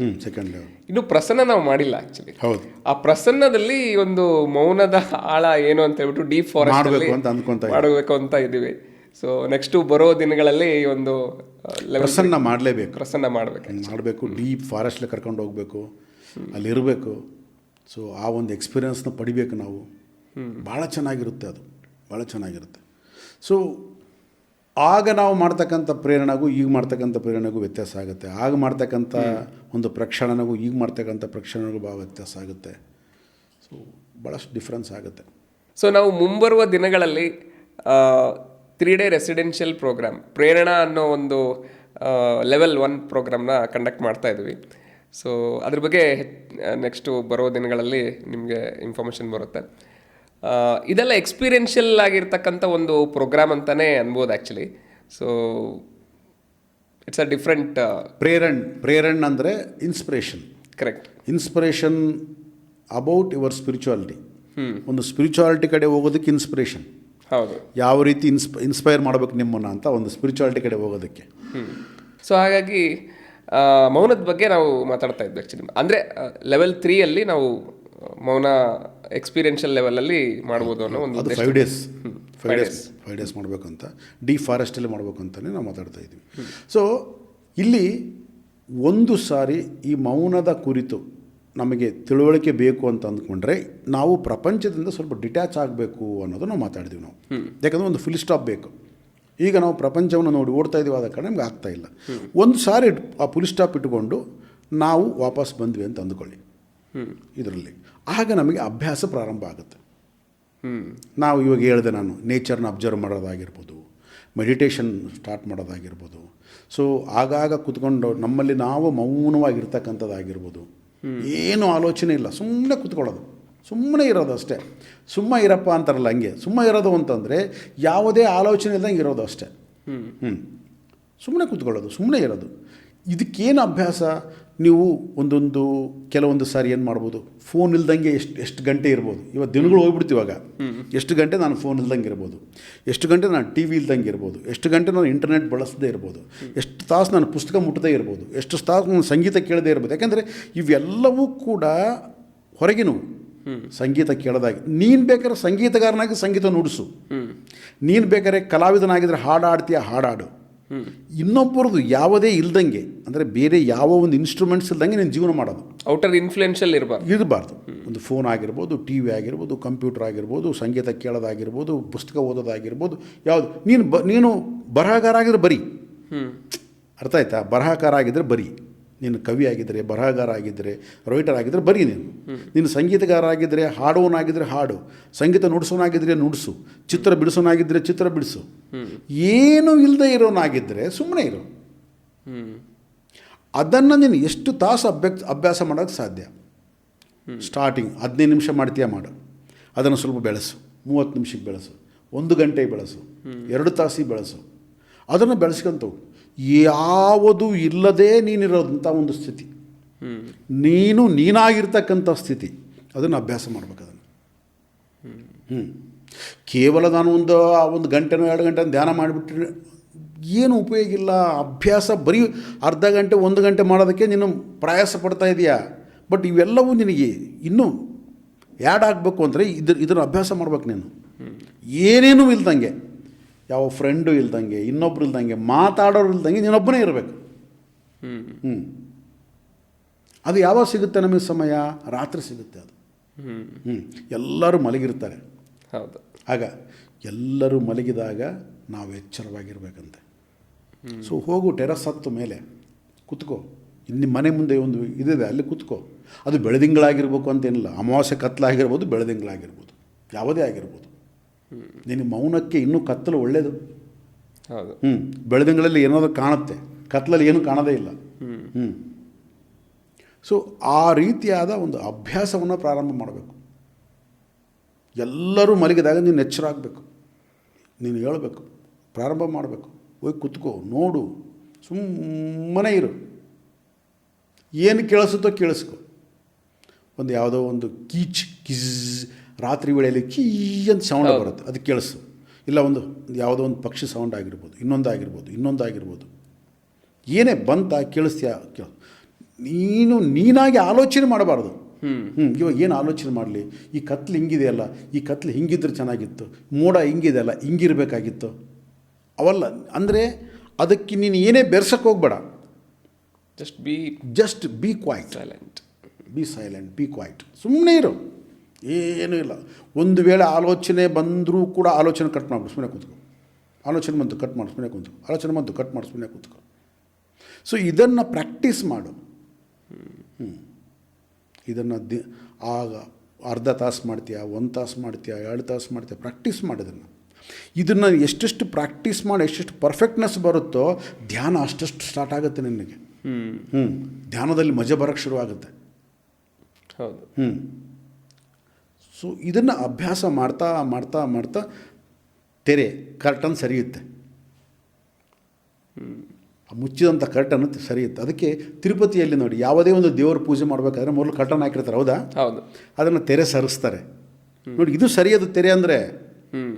ಈ ಅಭ್ಯಾಸ ಮಾಡ್ತಾ ಮಾಡ್ತಾ ಮಾಡ್ತಾ ಆ ತೆರೆ ಸರಿಯುತ್ತೆ. ತೆರೆಯ ಮರೆಯಲ್ಲಿರುವ ದೈವದ ದರ್ಶನ ಆಗುತ್ತೆ. ಇವೆಲ್ಲವೂ ನಮಗೆ ಸಿಂಬಾಲಿಕ್ಕಾಗಿ ಹೇಳ್ತಾರೆ ಟೆಂಪಲ್ಸಲ್ಲಿ, ಸಿಂಬಾಲಿಕ್ ಅವೆಲ್ಲವೂ ಕೂಡ. ಆ ತೆರೆ ಸರಿದ ತಕ್ಷಣ ಒಂದು ಸಲ ಗಂಟೆ ಹೊಡಿತಾರೆ, ಟಣ್ ಅಂತ. ನನಗೆ ಒಂಥರ ವೈಬ್ರೇಷನ್ ಬರುತ್ತೆ.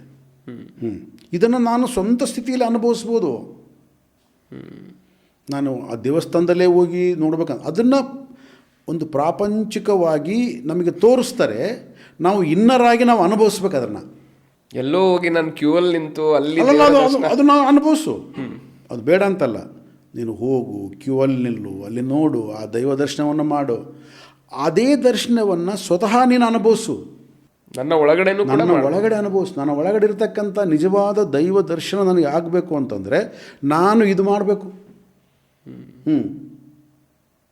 ಮೌನಕ್ಕೆ ಶರಣು ಹೋಗದೆ ಮೌನೇಶ್ವರನ ದರ್ಶನ ಆಗೋದಿಲ್ಲ. ಮೌನವೇ ಶರಣ್ಯ. ಓಕೆ. ಅವನು ಮೌನೇಶ್ವರ. ಅವನು ಮಾತಿಲ್ಲದೆ ಎಲ್ಲವನ್ನೂ ನಡೆಸ್ತಕ್ಕಂಥವನು. ಸೊ ಅವನನ್ನು ನಾನು ದರ್ಶನ ಮಾಡಬೇಕಾದ್ರೆ ಅವನ ಸ್ಥಿತಿಯನ್ನು ನಾನು ತಲುಪಬೇಕು.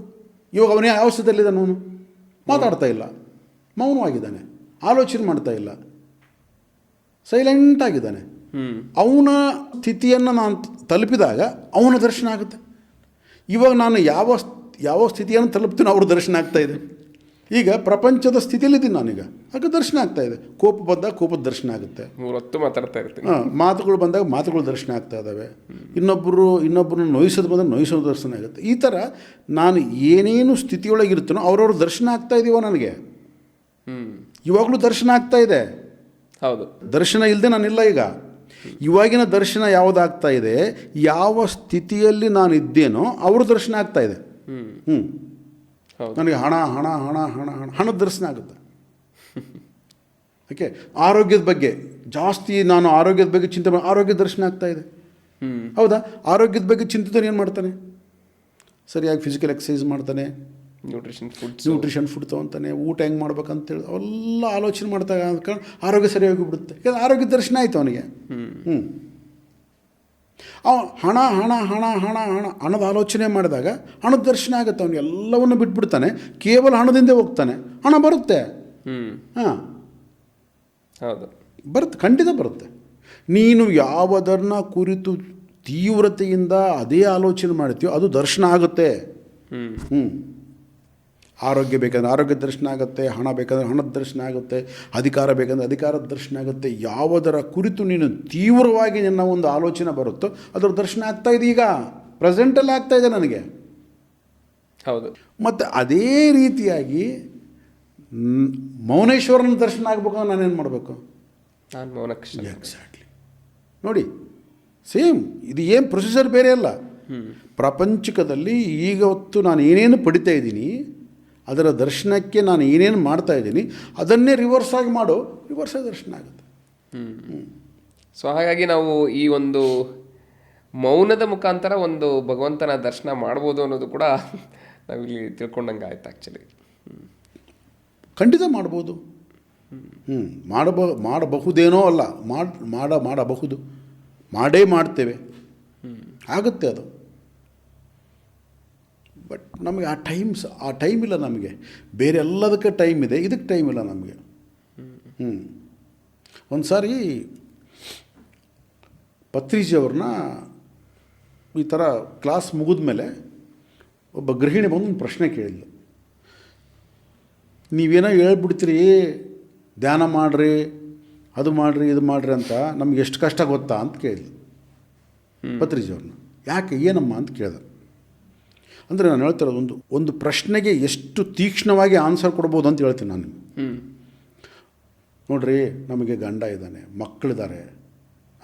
ಗಂಡ ಒಂದು ಯಾವುದೋ ಅವ್ರಿಗೆ ಅಡುಗೆ ಮಾಡಿ ಹಾಕಬೇಕು, ಮಕ್ಕಳಿಗೆ ಅಡುಗೆ ಮಾಡಿ ಹಾಕಬೇಕು, ಅವ್ರು ಸ್ಕೂಲ್ಗೆ ಹೋಗ್ತಾರೆ, ಒಬ್ಬರು ಆಫೀಸ್ಗೆ ಹೋಗ್ತಾರೆ, ಇದು ಮಾಡ್ತಾರೆ, ಇಷ್ಟೆಲ್ಲ ಕಷ್ಟ ಇದೆ ನಮಗೆ. ಇವೆಲ್ಲರನ್ನ ದಾಟಿಕೊಂಡು ಬಂದು ನಾನು ಮಾಡೋದು ಮೆಡಿಟೇಷನ್ ಅಂತ ಕೇಳಿದ್ಲು. ಓಕೆ, ಇದು ಪ್ರಶ್ನೆ ಸಮಂಜಸನಾ? ಅವರಿಗೆ ಸಮಯ ಹುಡ್ಕೋಬೇಕಾಗಿರೋದು ನೋಡಿ. ಅದಕ್ಕಾಗಿ ಪತ್ರಿಜಿಯವರು ಒಂದು ತೀಕ್ಷ್ಣವಾದ ಆನ್ಸರ್ ಕೊಟ್ಟರು.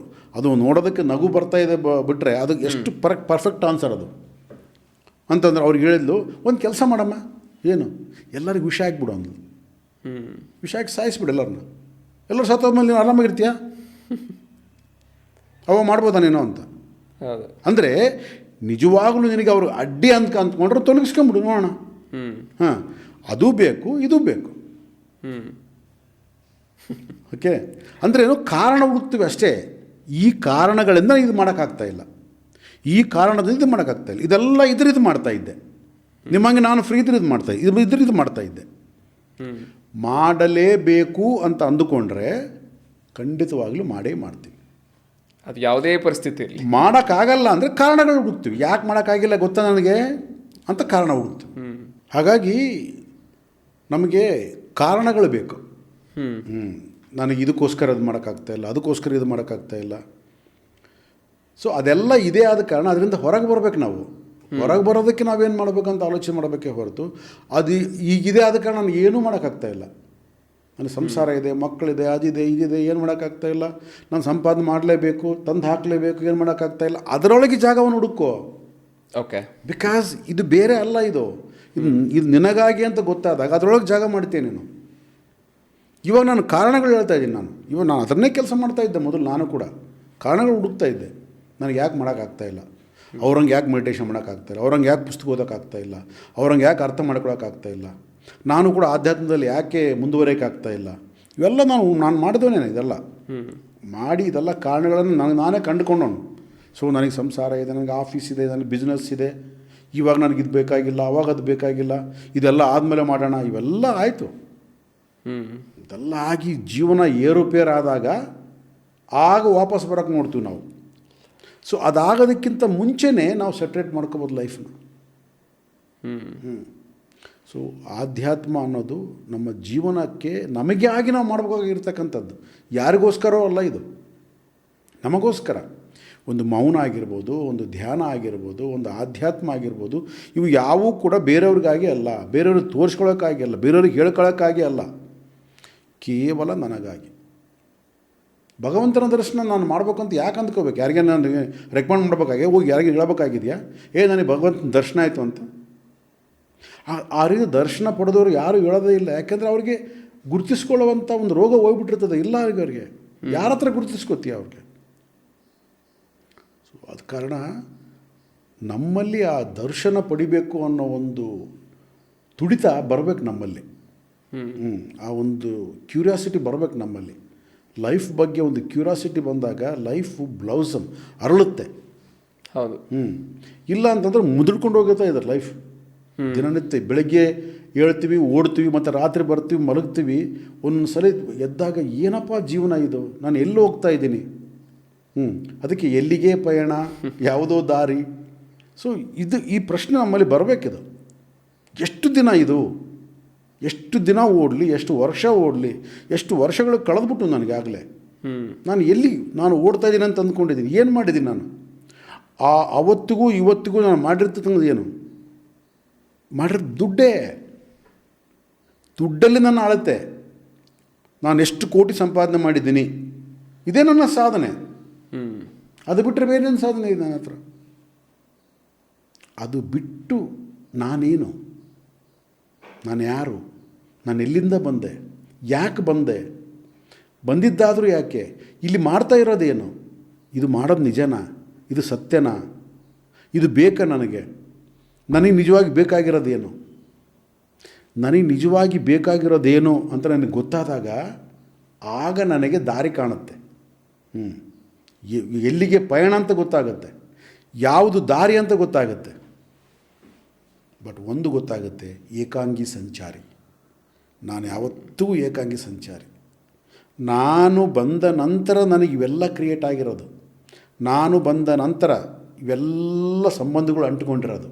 ನಾನು ಇದ್ರೇ ಪ್ರಪಂಚ, ನಾನು ಇದ್ರೇ ಸಂಬಂಧ, ನಾನು ಇದ್ರೇ ಎಲ್ಲ. ಹೌದು. ನಾನೇ ಇಲ್ಲದೆ ಇದ್ದರೆ ಏನೂ ಇಲ್ಲ. ಇಲ್ಲ. ಅದಕ್ಕಾಗಿ ಪ್ರಪಂಚ ಇದೆಯಾ ಇಲ್ವಾ? ಇಲ್ಲ. ಪ್ರಪಂಚ ಯಾವಾಗಿದೆ? ನಾನಿದ್ದರೆ ಪ್ರಪಂಚ ಇದೆ. ನಾನು ಅಂದ್ಕೊಳ್ಳೋದು ನನ್ನ ಹಿಂದೆ ಇತ್ತು, ನಾನು ಹುಟ್ಟೋದಕ್ಕಿಂತ ಮುಂಚೆನೇ ಪ್ರಪಂಚ ಇತ್ತು, ನಾನು ಹೋದ ನಂತರ ಪ್ರಪಂಚ ಗೊತ್ತಿಲ್ಲ ನನಗೆ. ಹೌದು. ಹುಟ್ಟಿನಕ್ಕಿಂತ ಮುಂಚೆ ಪ್ರಪಂಚ ಇದೆ ಅಂತ ಇವಾಗ ನಾನು ಪುಸ್ತಕಗಳು ಹೇಳ್ತಾ ಇದ್ದಾವೆ. ನಾನು ಹೋದ್ಮ್ಯಾಗ ಇರುತ್ತೆ ನನಗೆ ಗೊತ್ತೇ ಇಲ್ಲ ನನಗೆ. ಕೇವಲ ಪ್ರಪಂಚ, ನಾನೇ ಪ್ರಪಂಚ. ಪ್ರಪಂಚ ಬೇರೆ, ನಾನು ಬೇರೆ ಅಲ್ಲ. ನಾನು ನೋಡಿದರೆ ಪ್ರಪಂಚ, ನಾನು ಕಣ್ಣು ಮುಚ್ಚಿದ್ರೆ ಪ್ರಪಂಚ ಇಲ್ಲ. ರಾತ್ರಿ ಮಲಗ್ತೀನಿ, ಪ್ರಪಂಚ ಹೋಯಿತು. ಬೆಳಗ್ಗೆ ಎಚ್ಚರ ಆಗುತ್ತೆ, ಪ್ರಪಂಚ ಬಂತು. ಎಲ್ಲಿಗೆ ಹೋಯಿತು ಗೊತ್ತಿಲ್ಲ, ಎಲ್ಲಿಂದ ಬಂತು ಗೊತ್ತಿಲ್ಲ. ಇವೆಲ್ಲವುಗಳ ಅನ್ವೇಷಣೆಯೇ ಆಧ್ಯಾತ್ಮ. ಆಧ್ಯಾತ್ಮ ಅಂದರೆ ಏನೋ ಕೋರಿಕೆಗೋಸ್ಕರ ಅಲ್ಲ, ನನ್ನ ತೀರದೇ ಇರತಕ್ಕಂಥ ಕೋರಿಕೆಗಳೆಲ್ಲ ಈಡೇರಬೇಕು ಅಂತಲ್ಲ, ಅದು ಅಲ್ಲ ಆಧ್ಯಾತ್ಮ. ಅದು ಆಧ್ಯಾತ್ಮ ಇವೆಲ್ಲ ಪ್ರಶ್ನೆಗಳಿಗೆ ಉತ್ತರವನ್ನು ಕಂಡುಕೊಳ್ಳೋದು ಆಧ್ಯಾತ್ಮ. ಕನಸೆಲ್ಲಿಂದ ಬರುತ್ತೆ? ಯಾಕೆ ಬಂತು ಕನಸು? ಕನಸಲ್ಲಿ ಪ್ರತ್ಯಕ್ಷವಾಗಿ ಕಾಣ್ತಾ ಇರೋದೇನು? ಈಗ ನಾನು ಪ್ರಪಂಚದಲ್ಲಿ ಏನು ನೋಡ್ತಾ ಇದ್ದೀನಿ ಅದನ್ನೇ ಕನಸಿನಲ್ಲಿ ಕಾಣ್ತಾ ಇದ್ದೀನಿ. ಹೌದು. ಅಲ್ಲೂ ಗಿಡಗಳಿವೆ, ಮರಗಳಿವೆ, ನದಿಗಳಿವೆ, ಬೆಟ್ಟಗುಡ್ಡಗಳಿವೆ. ಅಲ್ಲೂ ಸೂರ್ಯ ಇದ್ದಾನೆ, ಅಲ್ಲೂ ಚಂದ್ರ ಇದ್ದಾನೆ, ಅಲ್ಲಿ ರಾತ್ರಿ ಆಗುತ್ತೆ, ಅಲ್ಲೂ ಮನುಷ್ಯರಿದ್ದಾರೆ, ಅಲ್ಲೂ ಪ್ರಾಣಿಗಳಿವೆ. ಏನು ಪ್ರಪಂಚ ಇದೆ ಎಲ್ಲ ಅಲ್ಲೇ ಇದೆ. ಇದ್ದಕ್ಕಿದ್ದಂಗೆ ಬರುತ್ತೆ, ಇದ್ದಕ್ಕಿದ್ದಂಗೆ ಮಾಯ ಆಗ್ತಾ ಇದೆ ಪ್ರಪಂಚ. ಮತ್ತು ಈ ಪ್ರಪಂಚ ಯಾಕೆ ನಿನಗೆ ಕಂಟಿನ್ಯೂ ಆಗ್ತಾ ಇದೆ? ರಾತ್ರಿ ಮಲಗಿದಾಗ ಕನಸಿನಲ್ಲಿರ್ತಕ್ಕಂಥ ಪ್ರಪಂಚ ಯಾಕೆ ಬಂದು ಯಾಕೆ ಅದೃಶ್ಯ ಆಯಿತು? ಬಟ್ ಮತ್ತು ಬೆಳಗ್ಗೆ ಕಣ್ಣು ತೆಗೆದಾಗ ಈ ಪ್ರಪಂಚ ಕಂಟಿನ್ಯೂ ಆಗ್ತಾ ಇದೆ. ನಿನ್ನೆ ರಾತ್ರಿ ನಾನು ಮಲಗಬೇಕಾದ್ರೆ ಏನು ಪ್ರಪಂಚ ಇತ್ತು ಆ ಪ್ರಪಂಚ ಕಂಟಿನ್ಯೂ ಆಗ್ತಾ ಇದೆ. ಯಾಕೆ? ಆಧ್ಯಾತ್ಮದಲ್ಲಿ ಪ್ರಶ್ನೆ ಬರಬೇಕದು. ಇದು ನಿಜವಾದ ಪ್ರಶ್ನೆ, ಆಧ್ಯಾತ್ಮಿಕ ಪ್ರಶ್ನೆ.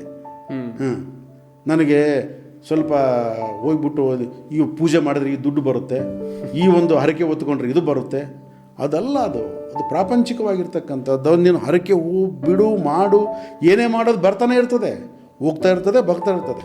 ಬಟ್ ಈ ಪ್ರಶ್ನೆಗೆ ಉತ್ತರ ಯಾರು ಕೊಡೋರು ನನಗೆ? ನಾನು ಹುಟ್ಟೋದಕ್ಕಿಂತ ಮುಂಚೆ ಎಲ್ಲಿದ್ದೆ ನಾನು? ನಾನು ಅಂದರೆ ಯಾರು? ನನಗೆ ಈ ಶರೀರ ಇಷ್ಟು ದೊಡ್ಡದು ಹೆಂಗಾಯಿತು? ಅಪ್ಪ ಅಮ್ಮನ ಒಂದು ಕಣಗಳು ಅವು ಮೈಕ್ರೋ ಲೆವೆಲ್ ಇರ್ತಕ್ಕಂಥ ಕಣಗಳು, ಅವು ಒಂದಕ್ಕೊಂದು ಕೂಡಿದಾಗ ಇಷ್ಟು ದೊಡ್ಡ ಶರೀರ ಹೆಂಗಾಯಿತು? ಈ ಶರೀರಕ್ಕೆ ಕಾರಣ ಯಾರು? ಇದನ್ನು ಯಾರು ಬೆಳೆಸಿದರು? ನಾನು ಊಟ ಮಾಡ್ತಾ ಇದ್ದೀನಿ. ಊಟ ಅಂದರೆ ಏನು? ಬಾಯಾರಿಕೆ ಆಗ್ತಾ ಇದೆ. ಬಾಯಾರಿಕೆ ಅಂದರೆ ಏನು? ನೀರು ಕುಡಿತಾ ಇದ್ದೀನಿ. ಬಾಯಾರಿಕೆಗೂ ನೀರಿಗೂ ಏನು ಸಂಬಂಧ? ಆ ನೀರು ಅದೇನು ಲಿಕ್ವಿಡ್, ಅದು ಕುಡಿತಾ ಇದ್ದೀನಿ, ಅದು ನನಗೆ ಬಾಯಾರಿಕೆ ಹೋಗ್ತಾ ಇದೆ. ಯಾಕೆ ಹೋಗ್ತಾ ಇದೆ? ನೀರು ಅಂದರೆ ಏನು? ಅದನ್ನು H2O ಅಂತ ನಾನು ಹೇಳ್ಬೋದು, but what is the meaning of that? ಅದು ಕುಡಿದಾಗ ನನಗೆ ಬಾಯಾರಿಕೆ ಹೆಂಗೆ ಹೋಗ್ತಾ ಇದೆ? ಹಸಿವು ಅಂದರೆ ಏನು ಗೊತ್ತಿಲ್ಲ. ತಿಂತಾ ಇದ್ದೀನಿ, ಹಸಿವು ನೀಗ್ತಾ ಇದೆ. ಹಸಿವು ಅಂದರೆ ಗೊತ್ತಿಲ್ಲ, ತಿಂದರೆ ಹಸಿವು ಯಾಕೆ ಹೋಗ್ತಾ ಇದೆ ಗೊತ್ತಿಲ್ಲ, ತಿಂದಂಥ ಆಹಾರ ಏನಾಗ್ತಾ ಇದೆ ಗೊತ್ತಿಲ್ಲ. ಒಂದು ವೇಳೆ ತಿಂದಂಥ ಆಹಾರವಾಗಿದ್ದರೆ ನಾನು ಏನಾಗಿರ್ತೀನಿ? ನಾನು ಅದಕ್ಕೆ ಆಹಾರ ದೇಹವಾಗಿ ಬದಲಾಗ್ತಾ ಇದೆ. ಹೌದು, ಆಹಾರವಾಗಿರಲ್ಲ, ರೂಪಾಂತರಗೊಳ್ತಾ ಇದೆ. ನದಿ ಸಮುದ್ರದಲ್ಲಿ ಬೆರೆತಾಗ ಸಮುದ್ರ ಹೇಗಾಯಿತೋ, ಆಹಾರವು ಹೊಟ್ಟೆ ಒಳಗೆ ಹೋದಾಗ ನನ್ನ ದೇಹ ಆಗ್ತಾ ಇದೆ. ಮತ್ತು ಇದೆಲ್ಲ ಮಾಡ್ತಕ್ಕಂಥವ್ರು ಯಾರು? ಇದರ ಹಿಂದಿನ ಶಕ್ತಿ ಏನು? ಮರ್ಮ ಏನು? ಈ ಪ್ರಶ್ನೆಗಳ ಒಂದು ಉದಯ ನನ್ನಲ್ಲಿ ಬಂದಾಗ ನನಗೆ ಆಧ್ಯಾತ್ಮ ಬೇಕು ಅಂತ ಅನಿಸುತ್ತೆ, ನನಗೆ ಧ್ಯಾನ ಬೇಕು ಅಂತ ಅನಿಸುತ್ತೆ, ನನಗೆ ಮೌನ ಬೇಕು ಅಂತ ಅನಿಸುತ್ತೆ. ಜೀವನ ಇನ್ನೊಂದು ದೃಷ್ಟಿಕೋನ ಓಪನ್ ಆಗುತ್ತೆ, ಇನ್ನೊಂದು ರೀತಿಯಾದ ಜೀವನವನ್ನು ನೋಡ್ತೀವಿ. ಆಗ ಕಾಣುವ ಪ್ರಪಂಚ ಏನಿದೆ ಕಲರ್ಫುಲ್ ಆಗಿರುತ್ತೆ. ಅವಾಗ ರಂಗಿನ ಪ್ರಪಂಚ ಕಾಣುತ್ತೆ. ಅವಾಗ ನಾನು ಎಷ್ಟೇ ರಂಗಿನ ಪ್ರಪಂಚ ಕಂಡರೂ ಕೂಡ ಆ ಒಂದು ಪ್ರತಿ ರಂಗಿನಲ್ಲೂ ಕೂಡ ನಾನು ಒಂದು ಎಂಜಾಯನ್ನು ಸ್ಟಾರ್ಟ್ ಮಾಡ್ತೀನಿ ನಾನು. ಇವಾಗ ಸಪ್ಪೆ ಲೈಫ್ ಬೋರ್ ಅಂತ ಯಾಕೆ ಬೋರ್ ಅನಿಸ್ತಾ ಇದೆ? ಕಂಪ್ಯಾರಿಸನಿಂದ ಬೋರ್ ಅನಿಸ್ತಾ ಇದೆ. ನನಗೆ ಅವರಂತೆ ಇಲ್ಲ, ಇವರಂತೆ ಇಲ್ಲ, ಇದಿಲ್ಲ, ಅದಿಲ್ಲ ಅಂತ. ಸೊ ಅಲ್ಲಿ ಏನೂ ಇಲ್ಲ, ಕಂಪ್ಯಾರಿಸನ್ನೇ ಇಲ್ಲ ನೋಡಿ. ಅದು ಆ ಪ್ರಶ್ನೆಗಳಲ್ಲಿ ಇದೆಯಾ ಕಂಪ್ಯಾರಿಸನು? ಇಲ್ಲ. ಕುತೂಹಲ ಇದೆ ಅಲ್ಲಿ. ಹೌದು, ಯಾವತ್ತು ಕುತೂಹಲ ಇರುತ್ತೋ ಅಲ್ಲಿ ಕಲರ್ಫುಲ್ ಆಗಿರುತ್ತೆ ಲೈಫ್. ಎಲ್ಲಿ ಕುತೂಹಲ ಇಲ್ವೋ ಅಲ್ಲಿ ಏನು ಕಲರ್ಫುಲ್ ಆಗಿರಲ್ಲ. ಸೊ ಮೌನ ಅಂದರೆ ಏನು? ಮೌನಕ್ಕೆ ಯಾಕೆ ಶರಣ ಹೋಗಬೇಕು? ಮೌನ ನನ್ನ ಜೀವನವನ್ನು ಯಾಕೆ ಆವಹಿಸಬೇಕು? ಆ ಒಂದು ಸ್ಥಿತಿಗೆ ನಾನು ಯಾಕೆ ಹೋಗಬೇಕು ಅನ್ನೋದಕ್ಕೆ ಪ್ರಶ್ನೆ ಬರದೆ ನಾನು ಏನೇ ಮಾಡಿದರೂ ಕೂಡ ಅದು ಪರಿಪೂರ್ಣತೆಯನ್ನು ತೋರಿಸಲ್ಲ. ಸೊ ಹಾಗಾದರೆ ಮೌನದ ಒಂದು ಅತ್ಯುನ್ನತ ಸ್ಥಿತಿ, ಉತ್ತುಂಗತ ಸ್ಥಿತಿಗೆ ನಾನು ಹೋಗ್ಬೇಕು ಅಂತೇಳಿ ಮೊದಲು ನನ್ನ ಹತ್ರ ಪ್ರಶ್ನೆ ಬರಬೇಕು. ಮೌನ ಏನಕ್ಕೆ ಬೇಕು ನನಗೆ? ನನ್ನ ಜೀವನದಲ್ಲಿ ಏನಕ್ಕೋಸ್ಕರ ಆ ಮೌನ ಅನ್ನೋದನ್ನು ನಾನು ಪಾಲನೆ ಮಾಡಬೇಕು ಅಂತ ಹೇಳ್ಬಿಟ್ಟು ಕೇವಲ ಯಾವುದೋ ಒಂದು ಹರಕೆ ಹೊತ್ಕೊಂಡಿನಿ, ಒಂದಿನ ವಾರದಲ್ಲಿ ಒಂದಿನ ಮೌನ ಮಾಡ್ತೀನಿ, ಆದ್ದರಿಂದ ಏನು ಪ್ರಯೋಜನ ಇಲ್ಲ. ಮೌನ ಯಾಕೆ ಬೇಕು? ಆಧ್ಯಾತ್ಮ ಯಾಕೆ ಬೇಕು? ಧ್ಯಾನ ಯಾಕೆ ಬೇಕು? ಈ ಪ್ರಶ್ನೆಗಳು ನನ್ನಲ್ಲಿ ಉದಯವಾಗದೆ ನಾನು ಕಂಪ್ಯಾರಿಸನ್ ಅಂತ ಅವ್ರು ಮಾಡ್ತಾಯಿದ್ದಾರೆ, ಇವ್ರು ಮಾಡ್ತಾಯಿದ್ದಾರೆ ಅಂತ ಮಾಡಿದ್ರೆ ಅದರಿಂದ ನಾವು ಏನು ಶೂನ್ಯ ಸಂಪಾದನೆ ಏನು ಪಡ್ಕೊಳ್ಳೋಕ್ಕಾಗಲ್ಲ. ವೇಸ್ಟ್ ಅದು ಇನ್ನೊಬ್ರಿಗೆ ಹೇಳೋಕ್ಕೆ ಚೆನ್ನಾಗಿರುತ್ತೆ. ನಾನು 2 ಗಂಟೆ ಮೌನ ಮಾಡ್ತೀನಿ, ನಾನು ಇಷ್ಟು ಗಂಟೆ ಧ್ಯಾನ ಮಾಡ್ತೀನಿ, ಒಂದು ಹುಣ್ಣಿಮೆ ಧ್ಯಾನ ಮಾಡ್ತೀನಿ, ಅಮಾವಾಸ್ಯೆ ಧ್ಯಾನ ಮಾಡ್ತೀನಿ, ಆ ಧ್ಯಾನ ಮಾಡ್ತೀನಿ, ಮಳೆಯಲ್ಲಿ ಧ್ಯಾನ ಮಾಡ್ತೀನಿ, ಪ್ರಪಂಚಕ್ಕೋಸ್ಕರ ಪ್ರಪಂಚ ಶಾಂತಿಗಾಗಿ ಧ್ಯಾನ ಮಾಡ್ತೀನಿ. ನನ್ನ ಕರ್ಮ, ನಿನಗೇನು ಬೇಕು ಅಂತ ಗೊತ್ತಿಲ್ಲ, ಪ್ರಪಂಚಕ್ಕೆ ಏನು ಬೇಕು ಅಂತ ಮಾಡೋಕ್ಕೆ ಹೋಗ್ತೀಯ ನೀನು. ಇವೆಲ್ಲ ತೋರ್ಪಡಿಕೆ, ಇವೆಲ್ಲ ನಾಟಕ. ಈ ನಾಟಕಗಳಿಂದ ಹೊರಗೆ ಬರಬೇಕು ನಾನು. ನಾನು ಅವ್ರಿಗಾಗಿದ್ದು ಮಾಡ್ತೀನಿ, ಇವ್ರಿಗಾಗಿದ್ದು ಮಾಡ್ತೀನಿ, ಅವ್ರಿಗೆ ಹೇಳ್ಕೊಟ್ಟು ಅವ್ರ ಜೀವನವನ್ನು ಪಾವನ ಮಾಡ್ತೀನಿ. ನಿನ್ನ ಜೀವನವೇ ಪಾವನ ಆಗಿಲ್ಲ, ಇನ್ನೊಬ್ಬರ ಜೀವನ ಪಾವನ ಮಾಡೋಕ್ಕೆ ಏನಾಗುತ್ತೆ? ಅದಕ್ಕೆ ಓಶೋ ಅವ್ರು ಹೇಳ್ತಾರೆ, ಫಸ್ಟ್ ನಿನ್ನ ಕುರಿತು ನಿನಗೆ ತಿಳಿದೆ ನೀನು ಏನಾದರೂ ಹೇಳಕ್ಕೆ ಹೋದರೆ ಅವ್ರನ್ನ ಕನ್ಫ್ಯೂಷನ್ ಮಾಡ್ತೀನಿ ನಾವು. ಹೌದು, ಯಾಕಂದ್ರೆ ನಿನ್ನ ಕುರಿತು ನಿನಗೇನು ಗೊತ್ತಿಲ್ಲ, ಆದ ಕಾರಣ ನೀವೇನು ಹೇಳ್ತೀವಿ ಅವ್ರಿಗೆ? ಕನ್ಫ್ಯೂಷನ್ನೇ ಹೇಳ್ತೀನಿ actually. Don't do that.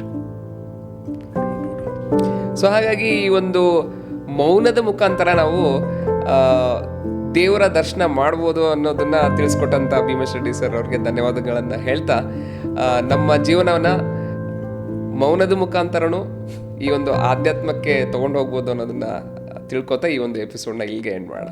Thank you.